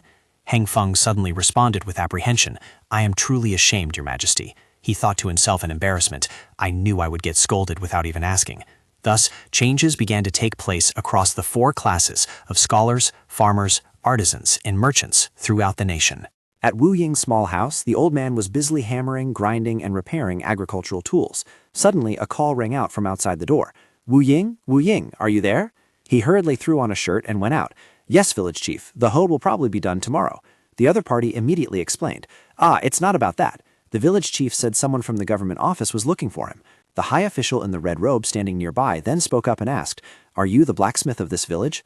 Wu Ying suddenly froze and retorted, No, I am not a blacksmith. I only repair broken agricultural tools using skills I picked up on my own. Li Bai sighed in frustration, then flatteringly praised the old man. I have seen the agricultural tools you worked on. Your craftsmanship is very good. Among the blacksmiths making swords for the barracks, there is no one left except for those about to retire. First, you should come to work at the barracks for 3 months, and I will exempt you from taxes for a year. Not only that, but you could also become the successor to the sword-forging trade. Hearing those conditions, Wu Ying happily exclaimed, Wonderful! Thus, as the treatment for craftsmen improved, the number of craftsmen also increased, without Songbai knowing that the world he dreamed of was beginning to take shape. But that is a story for the distant future. The scene shifts to the day the exam took place at Gyeongbokgung Palace. A selection process was taking place in the main hall to test and evaluate the skills and abilities of the participating craftsmen. When the time was up, Wen shouted, Everyone stop! Contestants, come forward one by one to submit your products. Engrave your name and number on the metal plate and hand it to the examiner. Suddenly, Songbai appeared. Minister of Works, am I late? Your Highness? He smiled and asked, Is the selection going well? The man immediately replied, Yes, following your Highness's instructions, we will evaluate their skills by having them flatten identical pieces of iron. He also commented on the evaluation. All of them are experienced people who have worked in local barracks, so their skill levels won't differ much. This is an objective way to evaluate so that both those who pass and those who fail can accept the result. The judges called out again, Next group of craftsmen, get ready. This time it was Wu Ying's turn. As he walked inside, the old man caught sight of Songbai talking to an official. He was surprised by the young man's appearance. That young scholar looks like the one from this morning. Then he gave another order to Wen Shao. Those who are not selected for the Directorate of Weaponry will be transferred to Area 51, so eliminate those with no potential and choose the top half of the most excellent ones for the Directorate of Weaponry. Suddenly he glared at the man and spoke in a mysterious voice. And I think His Highness won't stop at just selecting craftsmen for the Directorate of Weaponry. According to the reform plan, the number of craftsmen in the Directorate of Weaponry will increase to a maximum of 300 per year, and the number of craftsmen belonging to the government office will increase to a maximum of 600. Wu Ying couldn't contain his curiosity and asked an examiner standing nearby, Sir Examiner, who is that young scholar? The man replied, His Highness the Crown Prince? If you come to the Directorate of Weaponry, you will meet him often. He is a good person who always treats lowly craftsmen like us with kindness. Hearing this, the old man couldn't help but be startled and shocked. His Highness the Crown Prince? He was speaking when he saw the old man arrive. Of course, the budget issue had to be resolved. Oh, that craftsman must be. Wu Ying, fearing giving offense, hurriedly bowed in salute. The examiner beside him also greeted respectfully. Your servant greets Your Highness the Crown Prince. Songbai continued. Craftsman of the Directorate of Weaponry, work harder, and you are doing it again. The old man stammered. This lowly one greets Your Highness the Crown Prince. He just looked on sternly and sighed softly without refuting. Then he solemnly declared, I declare to all who can hear my voice, no one here is lowly. Songbai clenched his fist and firmly affirmed, Metallurgy is the foundation for a powerful Song dynasty that Imperial Father has always desired. How can such people consider themselves lowly? Everyone here is a most important factor for the prosperity and strength of the Song dynasty. Passion will save the nation. Saying this, he suddenly froze in thought. Right, the nation, state-owned enterprises. Then he hurriedly ran off, not forgetting to say cheerfully, Thanks to you all, I've come up with a brilliant idea. I'm off now. Thank you for your hard work. Your Highness, be careful. Wen Shao, confused, said to the person next to him, It seems Your Highness just said something about saving the nation. Hang Feng replied, He said virtue. Your Highness is truly an enlightened monarch versed in both literary and military arts, as expected of Your Highness. On one hand, Song Shu ordered the high officials to find a way to ensure a stable supply with uniform quality and specifications. After receiving this directive, the officials of the Ministry of Revenue had to stay up all night for many nights. They were tense and in chaos. Hey, bring the iron list of Gyeongsang province here. No, this is too old. Wait, bring all those documents here. The calculation is wrong. Everyone was busy with work. Has the Ministry of Works replied to the dispatch yet? This part is also wrong. Mo Li slammed his hand on the table in frustration and cursed. Just following the requirements is enough to kill me, yet those high officials keep adding more work. People have changed so much. I, the Minister of Revenue, Chen Ke, submit this report. Mo Li knelt before Song Shu and respectfully reported, I apologize, Your Highness, but the plan Your Highness proposed is currently facing a major problem. I am also reviewing the report from the Minister of Revenue. The immediate problem was so complex that it kept this king awake all night, dark circles appearing under his eyes. He said wearily, although it has been calculated very carefully, the problem is still the budget. When Xia asked for permission to speak, I, Minister of Works Jiang Cheng, submit this report. To solve the budget problem, we used a portion of the Ministry of Works budget. However, after deducting the essentials for living, there is almost nothing left to spend on weapons. And even with that budget used, we still face budget difficulties when purchasing additional raw materials. Another high official also retorted, I, Chief Counselor Wade Seng, submit this report. To solve the budget problem, we need to address the tax issue, but preparations are not yet complete. Mo Li stood up and reported, taxes are not the only issue. When buying iron, we have to pay with money, but the amount of rice and cloth used as currency is limited. To solve this, we need to use currency, but preparations are still lacking. Song Shu stroked his chin in confusion and thought, that brat Song Bai, did he foresee all of this? At night, as he was drifting off to sleep, a call kept echoing around him, Your Highness, Your Highness, Your Highness. Reluctantly, he had to sit up and respond. I'm awake. It seems I haven't even slept for a watch and it's already dawn. No, Your Majesty. Your Highness the Crown Prince said he absolutely must meet you. Your Majesty also instructed that all matters concerning the Crown Prince must be prioritized. Seeing such a good work attitude, Song Shu praised. Very good. Take me there immediately. Seeing Song Bai kneeling before him, he groggily said with a sleepy voice, What is the matter, Crown Prince? He respectfully reported, Because there is an urgent matter to report, I have presumptuously woken Imperial Father up. I was truly disrespectful to disturb Imperial Father's sleep. Please forgive me. Song Shu smiled slightly and replied, Yes, well, what is it about? Faced with his utter confusion, the boy began to speak. I have found a solution to the iron supply problem, Imperial Father. But before that, I have a question, Imperial Father. Do you think there is a class distinction between scholars, farmers, artisans, and merchants?